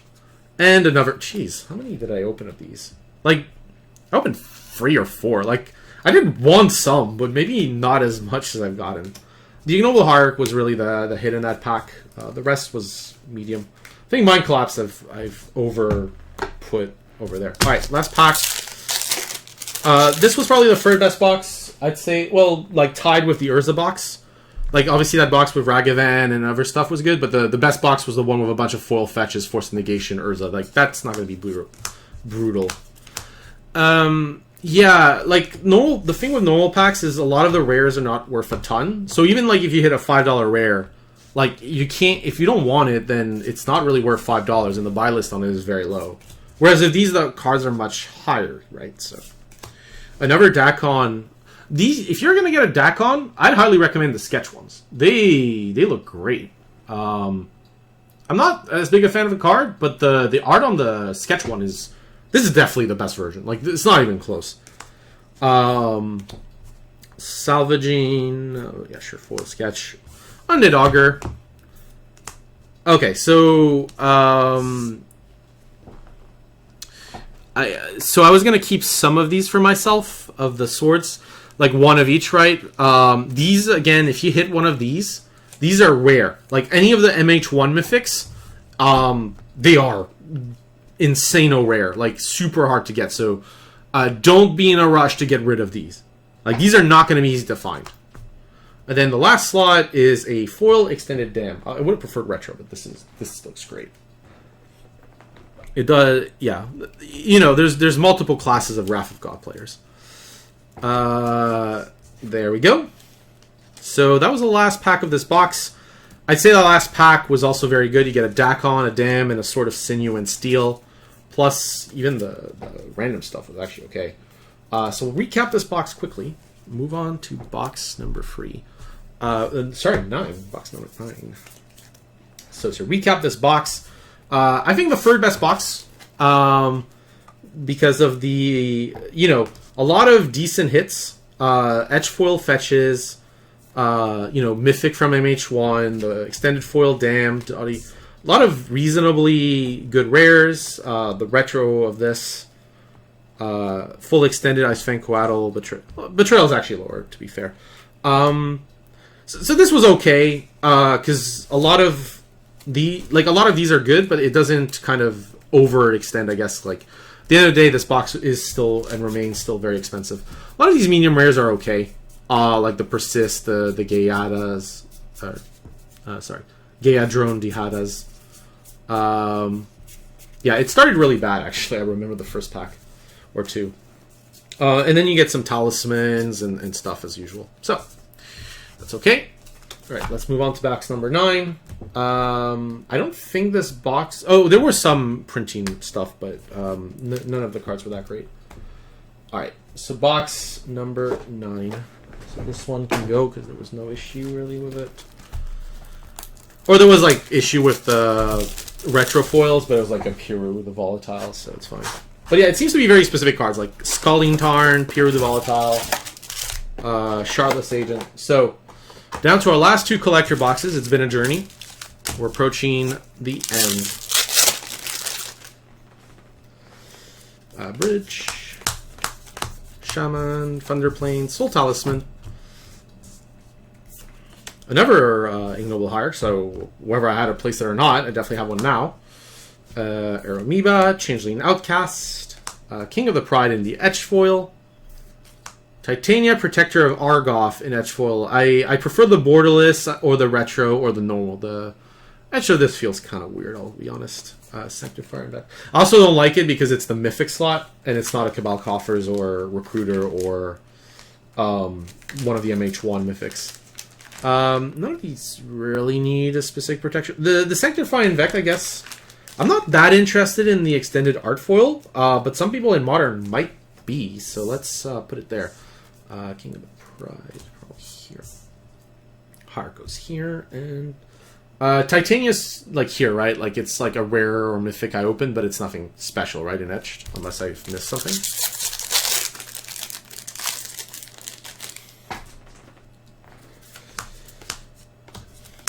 Fey Offering, Quirion Ranger. Actually, Quirion Ranger in foil is probably a reasonably decent hit. Because even the normal foil is like just impossibly out of reach. Like, I looked at it for a cube and I just cut it from the cube. That's basically my answer to it. Talisman of Resilience, lovely Arcbound Shikari. Edgefoiled Aeromoeba, Curse Totem has the same problem, so it's going into the true. Okay. Rainbow Foil, or traditional foil, Sword of Truth and Justice. Not the best MH1 Mythics you could open, but still really, really spicy. Again, not a lot of these in existence. So this I'll put to replacement.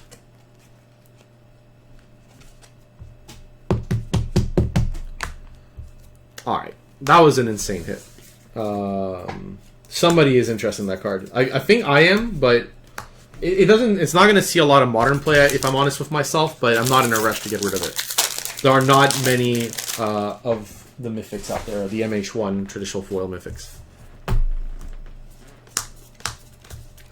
Like, the people who want to buy this aren't interested in the base card, so like the price is very mismatched. Mirari's Wake Borderless, actually the first one I've seen, looks really neat, but I'll be honest with you. This was the very first card I owned in Magic the Gathering. Technically with a theme deck, right? So, bought a theme deck. Theme deck was Phantoms from Judgment, and it had a Mirari's Wake in it. I used this to trade for other cards that I could add to my deck. So Mirari's Wake is a really iconic card to me. I love the fact that it's still seen print, it's still desirable. And you know, because it is pretty much the first Magic card that I've seen apart from, I think, Plains or something. So you know, this and Phantom Nantico have a very special place in my heart as a result. But anyways, Mirari's Wake. Move stuff around. There we go. Lava Belly Sliver in the foil etched. And yeah, this one has some dirt as well. Profane Tutor, full etched. Vindicate Borderless. How many? I have 3 of these now, right? Like, that's a lot. Alright. And the Profane Tutor we should probably protect as well. I guess the Mirari's Wake as well, right? The Mirari's Wake Borderless, is that actually a hit or not? Does anybody in the chat know? Because I don't follow some cards like this. You know, like Cabal Coffers and stuff, because the price almost seems out of whack. Ça va? Tu veux sortir, bébé? One second, I'm gonna like my cat.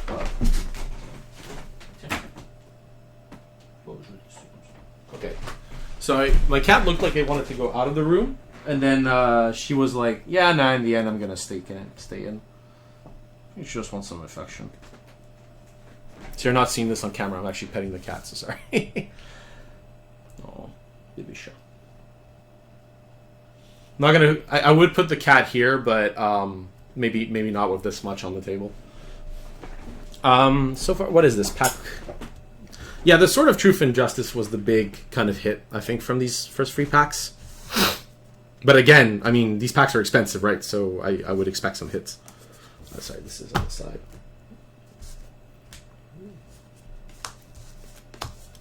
Tideshaper. Verdant Catacombs. That's a good extended hit. Moderation, less so.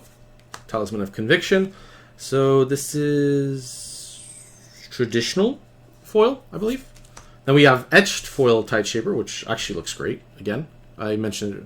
Oh, Mirari's Wake? Yeah, it's the borderless one. Normal. Alright, then we have our etched foil Rare Mythic, Soul Talisman, and the another extended foil Dottie Void Walker. Yeah, that exceeds the playset. So I guess I will be offloading these. The Verdant Catacombs as well. Probably should get sleeved up.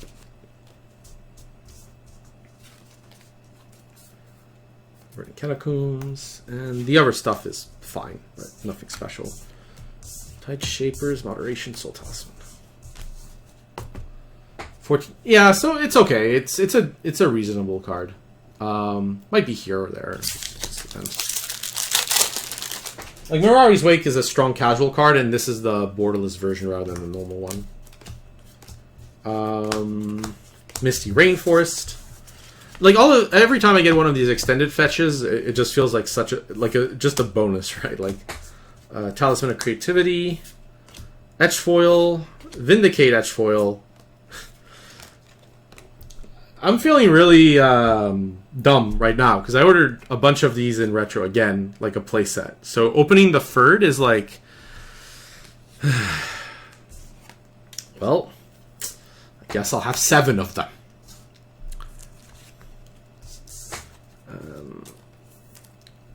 So Talisman goes here, Vindicate here, and here. What's Borderless Sanctifier and Vec and foil on the TCG player? Actually, this card, because I'm not sure how good of a hit that was. Like, it's one of those cards I have trouble evaluating because I'm randomly not part of the interest group. I don't think that card is that good. Foundation Breaker, Diamond Lion, Dakon Shadow Slayer. So I'm not going to keep this. If I'm going to keep a Dakon, it's going to be the sketch version. But you get to see the art there. Jade Avenger foil, Shatter Storm foil, Fairy Seer, Etch foil. Next Etch foil is Goblin Bombardment. I have seen enough of these. However, I would like to see more of you, Ragavan Nimble Pilfer. You're always welcome. Another foil borderless Ragavan, Nimble Pilfer. Dakon Shadow Slayer, I'll probably put up here as well. So,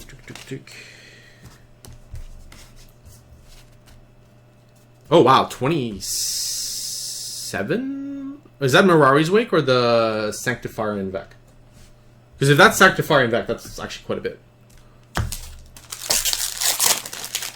Like, I would believe Mirari's Wake borderless foil is worth quite a fair penny and probably will go up in time. Like, Mythics always tend to go up over time. Dam, Extended, Round the Swirl, Sylvan Anthem, the normal Rainbow Foil Ornithopter of Paradise. I think that completes the set. Foil Sketch Sudden Edict. Etched Foil Ornithopter, followed by... I do like this card, but I don't really need 7 copies of it. Oh wow, okay. And Carf the Line. Well, that was a dud of a pack. The Dam helps a lot, actually. Probably here, extended, but the rest is not that great. Sylvan Anthem as well. I just don't believe in Sylvan Anthem, so we'll get rid of those. So far, okay. I think the foil Ragavan really pulled the weight up. The sort of truth and justice also. We're 7 packs deep. Got some fetches at least, the borderless ones. Let's hope for more foil retro fetches. Unholy Heat, that's actually one of the better hits on the stuff. I already have 2 Flame Brits, so. Master of Death. Urza Saga Sketch, normal. So that's actually kind of neat. King of the Pride. The Underworld Cookbook, Etched. Another... I have a playset of these. Wow, okay. This pack, all about the Urza Saga. So, that was a good pack. Because Urza Saga... I have 9 of these now. 9 Urza Sagas and 8 or 9 Dottie Voidwalkers. It's completely stupid. They are rares, right? Like, I mean, everybody wants them. Which is a big, big thing, but... The Chainer, geez. I also have a set of Chainers, if people are interested in this one. I hope they know, because it's too early anyways. It's not like it's dominating to that degree, right? So, they haven't announced anything, right? It'd be really brutal to ban the card now. Like, there's just not been enough data. Like, it's not... It's also not like the Tibalt Cascade deck where it's really dumb. Oh, okay, yeah. I think this is really nice, the borderless Zvilung of Sea and Sky. Yeah, it's just like the problem with like ban jokes is they don't go over well in chat, so that's why I didn't respond super well. It's really hard to communicate that humor. So it's not like you know, the humor being bad or you making a mistake or whatever. It's like it's really hard to convey the humor with it. Ooh, Prismatic Ending Retrofoil, that's great. I have a set of these, but I don't mind extras. Like, this is going to be an all-star. Etch Foil, Well, I don't need two, so one of the two is going away. I do have, I mean, two Urzas, right? Okay, these are perfect fits, I think. Yeah. No, that's wider. All right. Yeah, text is very dry, right? It can be really hard to... So yeah, Etched Foil, Sword of Truth and Justice. Again, ultra rare. But we got two from the... Ooh, there we go. Actually, the first box I got two of these extended art. So this is my second extended art Marsh Flats. But this proves how hard these are to get. Like, these are going to be available release weekend, the extended foils, and they are going to dry up, like, fast once people realize what's going on. Anyways, Prismatic Ending, almost here. Like, this is almost a hit up here in retro foil. Saint Believers here. That was a really good pack. The sort of the NH1 Mythic and all. All right, so sorry. Also, this stuff goes away. We got our Calibrated Blast. We got another Murktide region. Actually, this is only the second one I've got. So, good. I'll need 2 or 3 of these. Triple Agony, Prophetic Titan, Counterspell, Etched Foil, the normal one. Whatever. It's probably better. Squirrel Mob, I don't care. Necrogoyf, it looks nice in retro foil, just not for me. So as a result, the Murktide region was really helped there, the pack, because otherwise that pack was just not great, unfortunately. So we can put these here. All right, we got 2 more packs. Again, just looking for, I guess, retro foil fetch lands, Force of Negation. Those are the cards that would definitely be the best.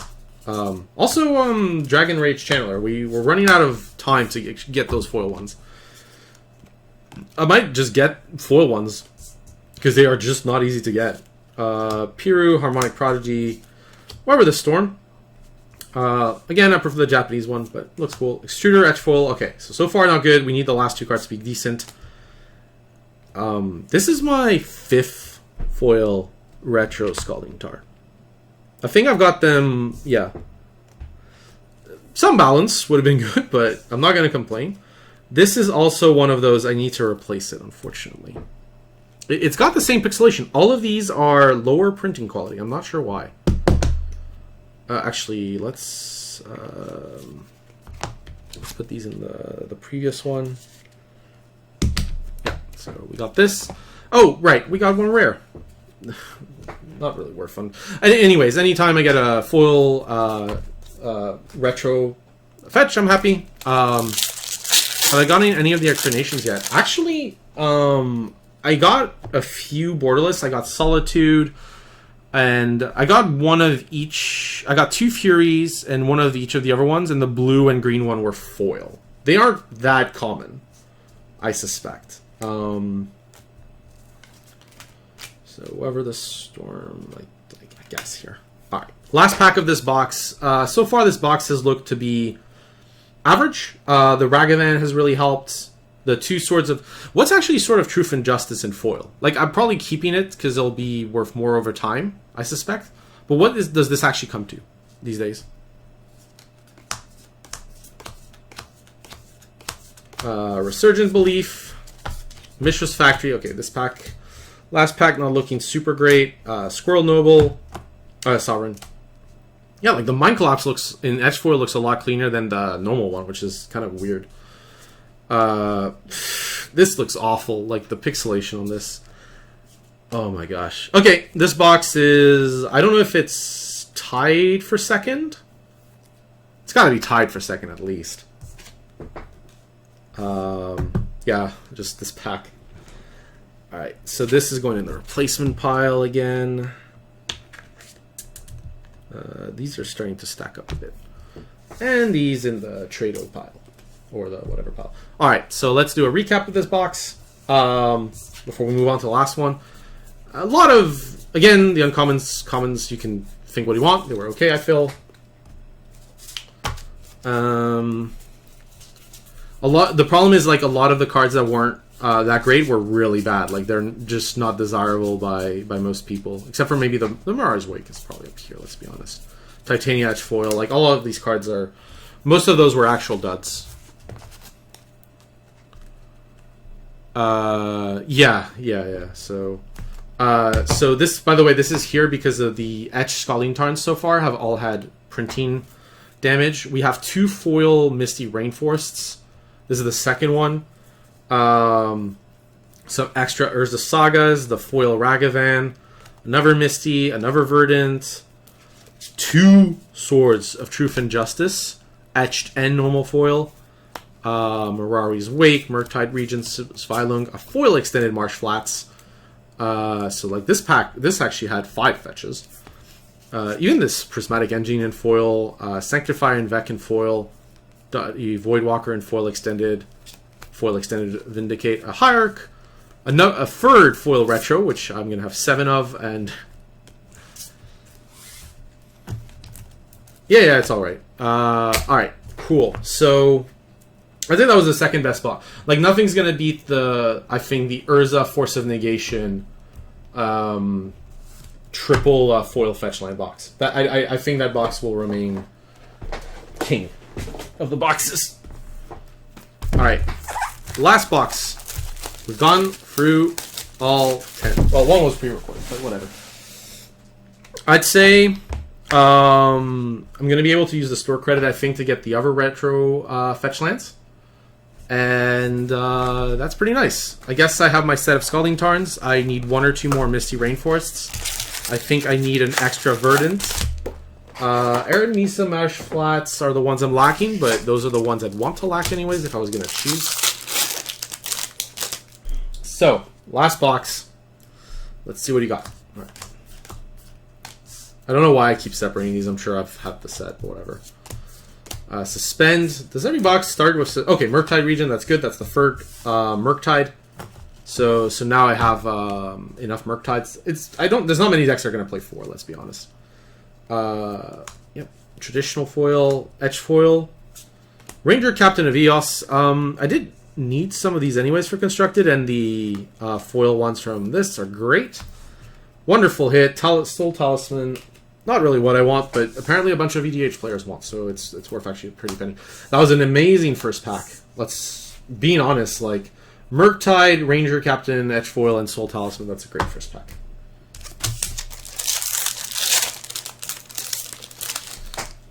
Alright. Random Commons. Brainstone, Prophetic Titan. Chef's Kiss. Late to Dinner, Harmonic Prodigy. I have more than enough of these. I don't even know what I'm going to do with them.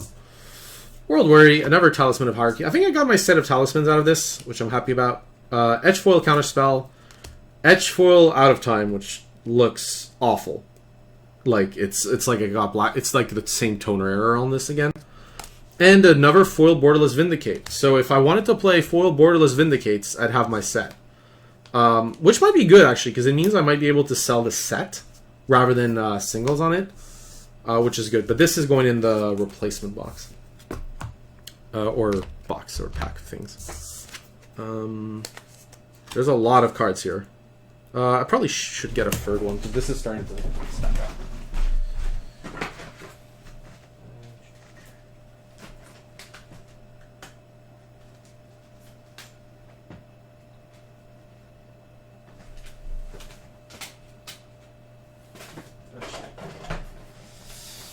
Actually, I've got this thing here that can just have the cards without it potentially damaging them. So we'll just do this and put them all in this little box. And I'll recap at the end. So it is, yeah, okay. So for now, this goes here. So what was even in that pack again? Full Borderless Vindicate and mostly garbage. Right. Now I remember. Talisman goes here. I swapped them around.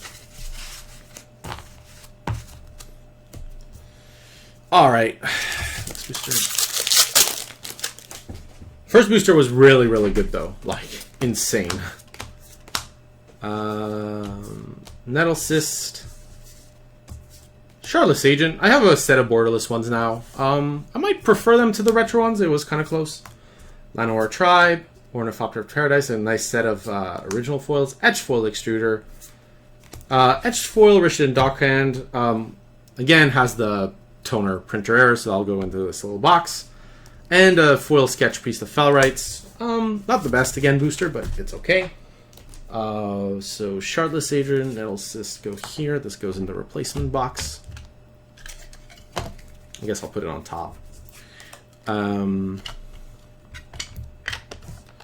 Priest of Felrites is, I guess here it's not a really desirable card, unfortunately, even though it looks really cool. It's probably quite good. It's also multicolor. So first pack is still carrying this box. Let's see if this pack can change things. Break the Ice. Actually, I haven't seen one of these yet. I think in foil.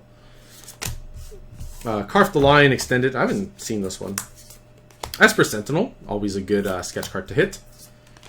Mind Collapse, etched foil. Yavimaya, Cradle of Growth, etched. I think I have plenty of this, so this will probably get replaced. It's just above the printing quality where it'd be. Ooh, this is nice though. The Force of Vigor. That is lovely. I actually got, funnily enough, the Force of Vigors I got are traditional foil, so Yavimaya is obviously a good hit. As is Esper Sentinel. Up. So that was a good pack. Nothing like incredible, insane, but you know, 3 separate reasonable hits. And I think that's like the story of this set. Is there's nothing like Demonic Tutor, Japanese alternative art foil in this set. There's not like a $500 card. There's a lot of medium value cards. Sign of Draco for the alternative art. Goes well with the Terutolakavu. Ravenous Squirrel, Ingenious Infiltrator, Soul Snare, and the etched foil. Cursed Totem again. This one actually is mostly correct on the printing. And another Harmonic Prodigy. So that pack was not great, unfortunately. I don't even think... The Sign of Draco, I'm not even sure in Borderless is that incredible. Like Esper Sentinel probably is something that like more people want. Got a Clue Goblin. It's not really a big combo. Alright, we got 7 packs to go. So far, no fetch lands as well in this box.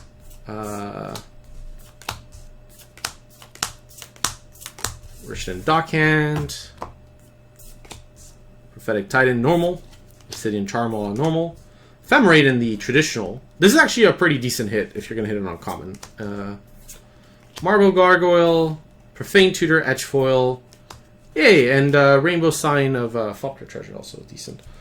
This is actually a nice one. I was hoping for 1 or 2 for me, so that's good. Profane Tutor, Etched, I think is here, but I'm not sure. It could be here.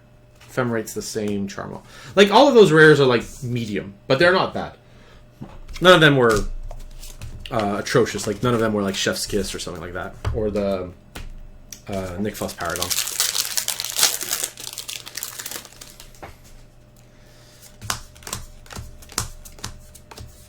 Damn, extended. That's good. I mean, I'm not going to have retro ones to play with, but I'll have plenty of extended art ones. Moderation. Etchings of the Chosen. Lava Belly Sliver. I think I have an extended rare at the back. Yeah, I already have an Etch Foil Upheaval, and it felt as bad as it does the last time.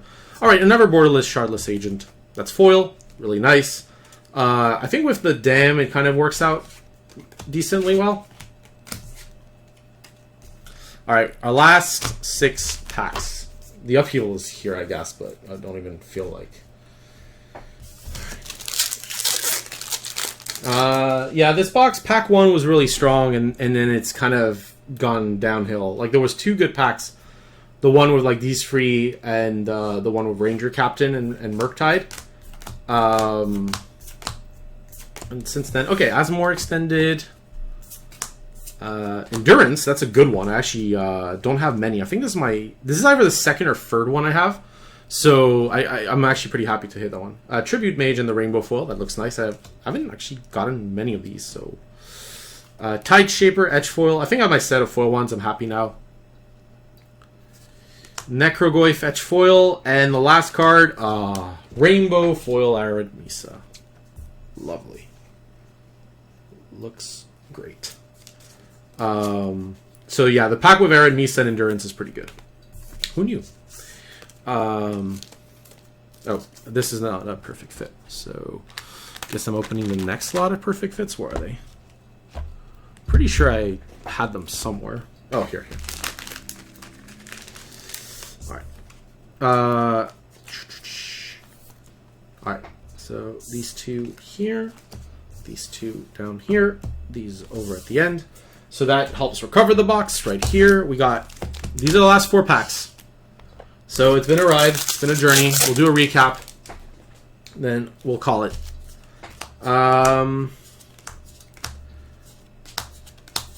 Yeah, I think we'll see what happens at the end. I guess the only thing that I'm maybe, Force of Negations, a 2.5 card. There's like 2.5 forces per box. So, like, I might be a bit lower on that. But I got really, really lucky on the Urzas. Like, really insanely lucky. So, like, honestly, I guess one more foil retro fetch would be amazing. But I got a lot of what I was hoping for. So, Glimpse of Tomorrow, Verdant Command, this pack seems awful. Etched foil. So, yes, buying the full... Oh, so we got a Thought Monitor for myself. Treasure Thopter. So, yeah, so apparently buying the 4 foil retro ones for myself is not penning out because I got a foil etch one to match with the others. If it was like rainbow, I'd put it here. So that bag was okay though. Like I got my full Thought Monitors for myself, which is good. All right, Rift Sower, Sojourner's Companion. Oh yeah, the uncommons are also a lot harder while I look at this extended Catacomb because you match with the reprint slot. So like the foil uncommons are just really hard to get out of these collector packs. Sylvan Anthem, like unless they're like obviously this stuff. Universal. Oh, this is the first time I've seen this. The Universal Automaton. Fairy Seer, Giver Runes. Actually, okay, first time I've seen that rare. Pretty neat. I like having a copy. And okay, I got my set of foil Thought Monitors. Giver Runes is, I think that's just about the pack. But then the Verdant Catacombs kind of to help as well, so it works out.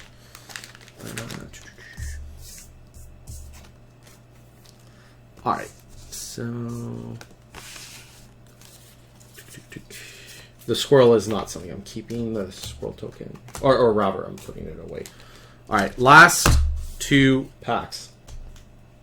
Modern Horizons 2 Collector. I don't think I'm going to get other boxes of this.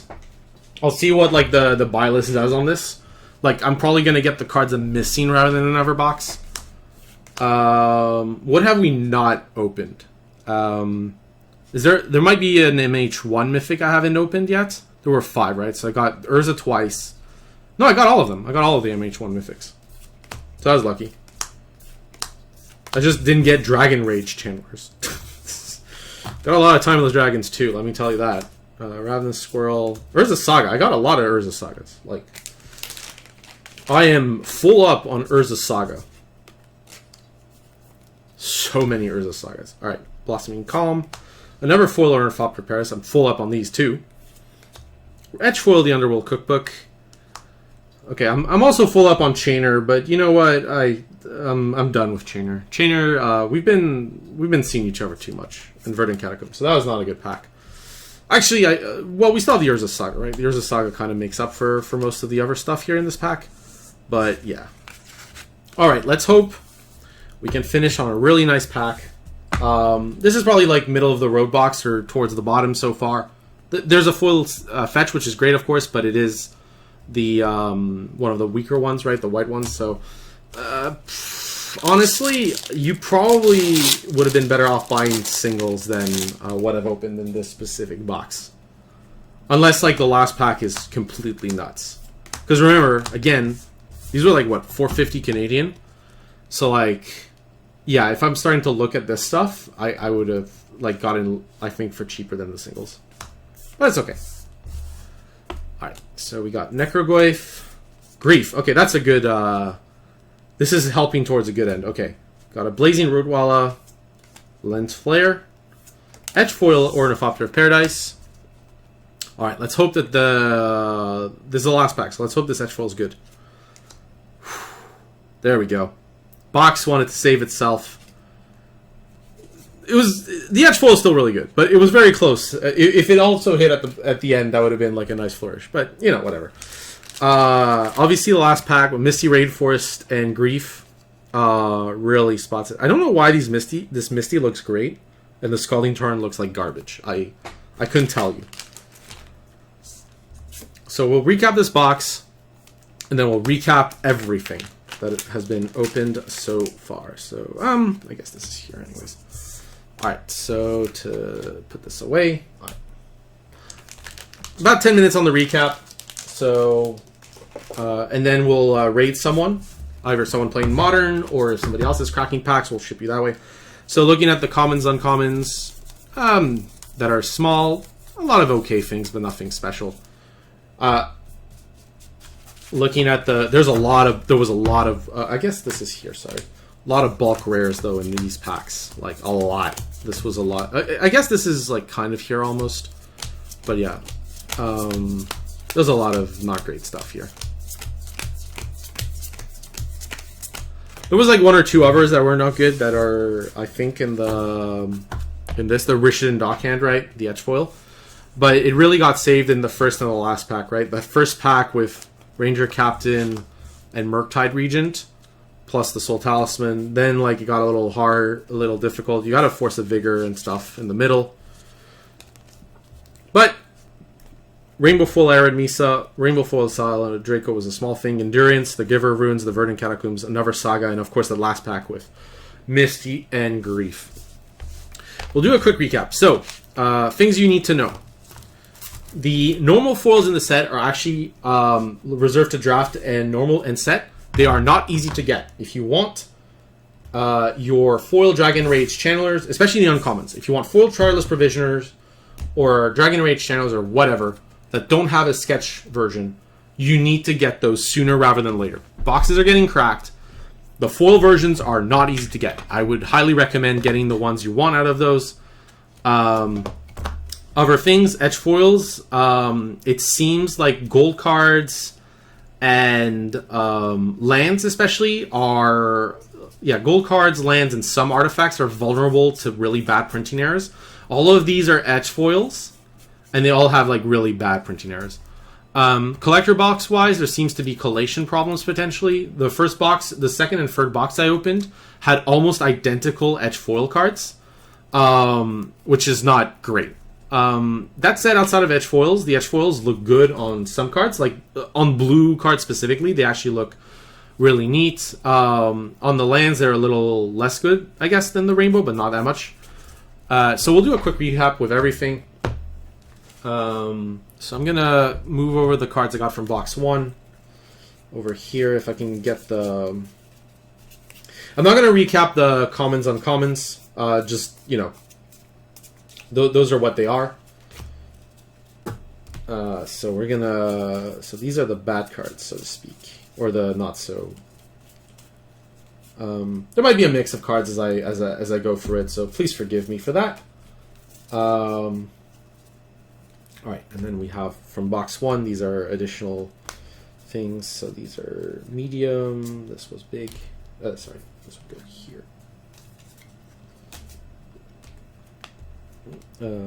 Here. So big. Here. Okay. Vernon, or okay, right. All right, so let's do this. We'll do one last quick recap. Okay, so 10 collector booster boxes of Modern Horizons. What did we end up with? So I'm not gonna like these piles of sorry. So these can go here for now, but this pile of replacement cards, I won't. I'll put these here. I will keep separated, and we will. Okay, so these are like the kind of the bad or medium ones or whatever. Yeah, and these are the good ones. Okay, so roughly out of the. This is all the rares and some commons and commons. Roughly half of what you open is going to be like what I would call good, right? Like it's the stuff you're hoping for when you buy these packs, and the other half is not. So there's 4 slots, and on average, half of them, it's because there's commons and uncommons mixed here. So like roughly half are like hits, and then like the other half are not so hits, right? Because you can get stuff like these Pirus that nobody really wants, this karmic guides and stuff. Yeah, you know, it's a little more than half, I guess, but yeah. But I'll show you like some of the stuff. Like, this does get mixed with stuff that like is medium in value and okay, but might go down, so I don't evaluate it that high. But I'll show you like what these look like. I'm only gonna do a recap like properly on the big stuff. But to be honest with you, most of the cards in the set that are rares, you can get a set of for sure easily, like this way. Like there's no, like I got, you know, like maybe I don't have a set of a specific card in this pile, but I certainly have a lot.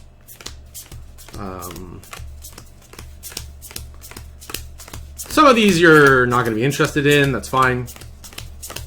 Like, it's just that like it's recorded on camera and you can get a recap this way.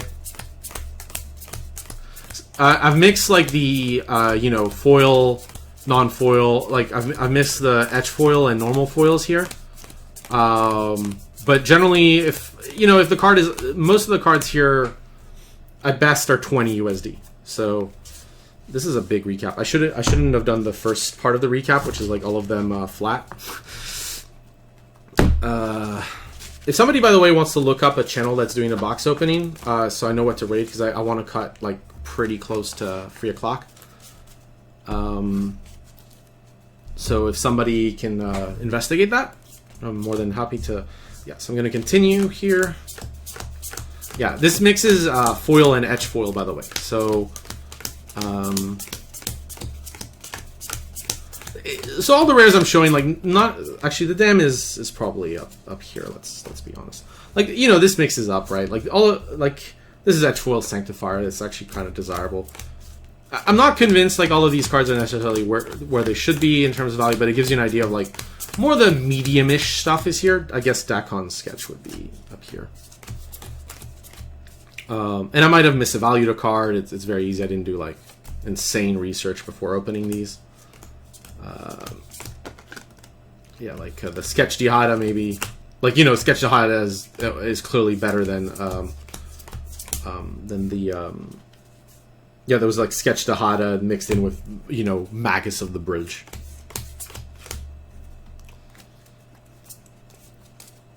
You know, Etch Foil Vindicate. Sign of Draco I actually put up here. I think it's at least up there. Serra Emissary probably is here too. I'm not sure though. Like, you know, because it's like maybe actually it's down here. And even then, these aren't like garbage rares for most. Like half of these aren't like garbage. Half are like. Oh, I guess this is up here because. Yeah.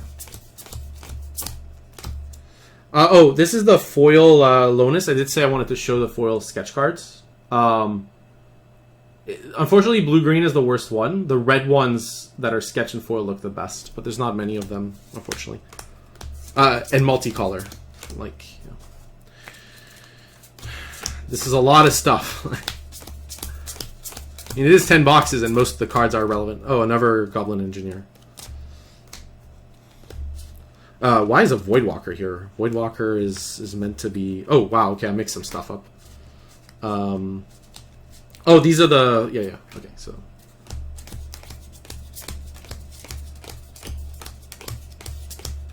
Also, I want to give you perspective on what this looks like, so that, like, if you were considering buying them, you can see what an average box looks like what a high point does. I know it was, like, definitely one or two really bad boxes at the start, that are, like, kind of a warning, you know, like, if you don't... You know, if you can't burn $400 or whatever these boxes are, then just don't, right? And then this is the good stuff. Now, remember, again, I spent over $4 grand for this in store. Like, obviously, it was in store credit. It was more efficient, but I'll go a little slower for these. I don't really have time to do collation, but yeah. Actually, we will separate some cards. We'll separate anything that like is an insane hit out of this. So, like, this is going to show you the kind of decent stuff. Archmage's Charm is very good, but it's still here. Like, Voidwalker is probably a good benchmark. Like, if something is more than a foil retro Voidwalker, it goes here.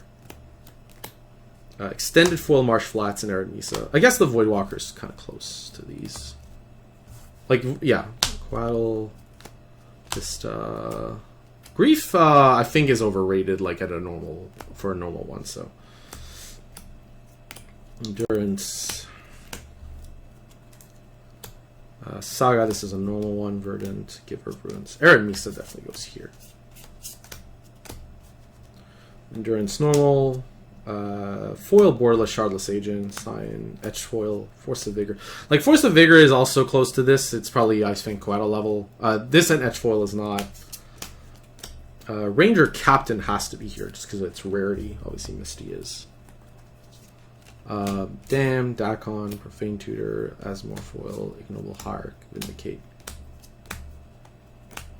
Foil Marsh Flats, these have to be down here.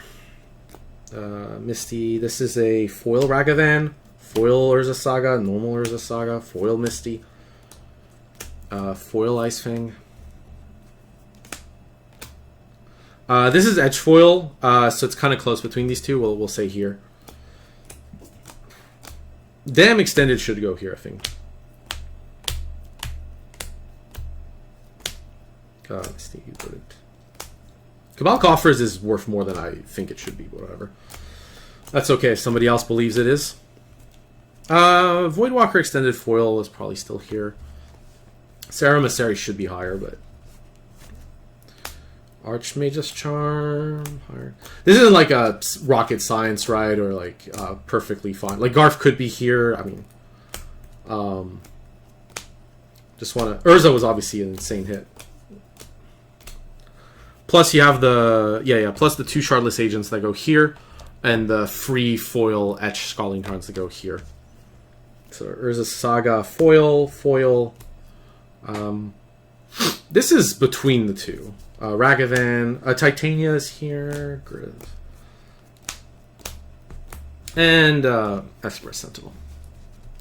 So yeah, so the kind of so let's look at the fetch lands we got, because that's the thing that everybody cares about, right? Fetch lands.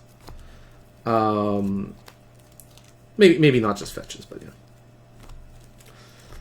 If you wanted some, I mean, this is an opening of 10, right? This isn't say anything, but if you wanted some perspective on like how much rarer the extended foils are than the retro foils. The math doesn't necessarily check out on these exact amounts, but it certainly checks out on like how this works. So Verdant. Yeah, so funnily enough, I got lucky on these fetches, right? I got more of the blue ones than the other ones, so that's great. Vista, funnily enough, I opened in my first pack and I didn't first collector box and I haven't seen it since. Probably one of the rare underrated cards of the set in terms of value.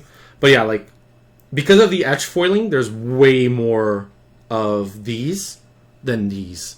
So I wouldn't delay too much on the extended foil fetches if that's your thing. Like these are not easy to get and they are probably, I wouldn't say underpriced, but they should maintain over time. So that's the one. That is one thing. But like, yeah, looking at this, if your goal is to get retro theme fetch lands, one a box seems to be a constant theme. So yeah, one a box has been good. Roughly, well, I mean, you should get more of the etched ones on average. I would say, like the way the math checks out. But still, this is really nice.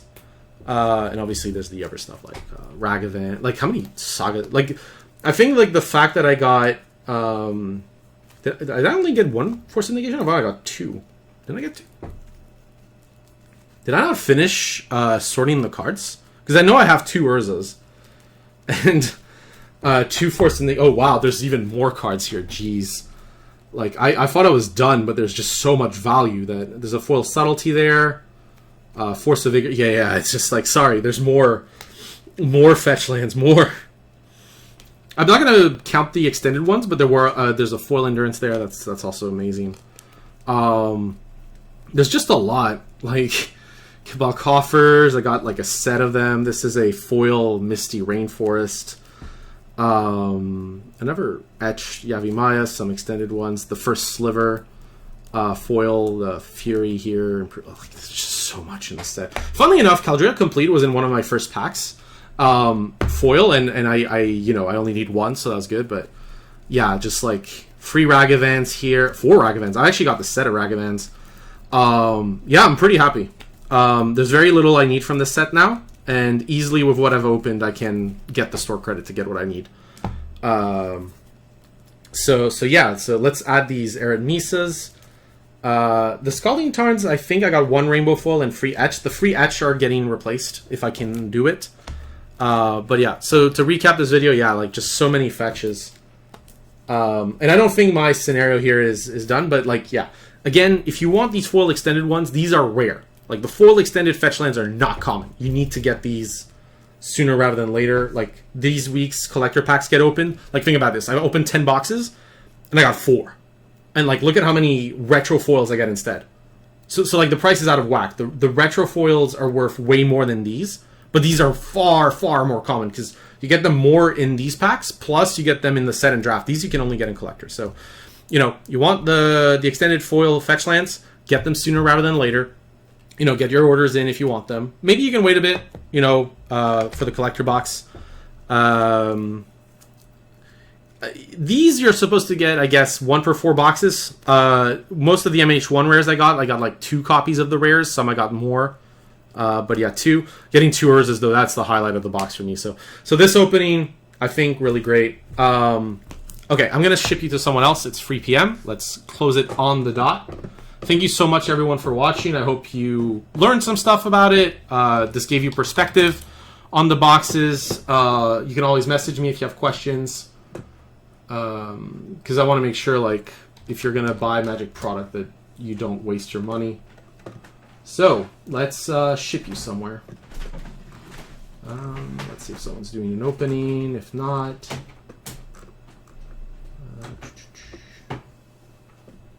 somebody's cracking MT, more the casual side. Cracking MH2 collector boosters. So, say hi to Stack TDH for me. Thank you so much for coming. Take care, everyone.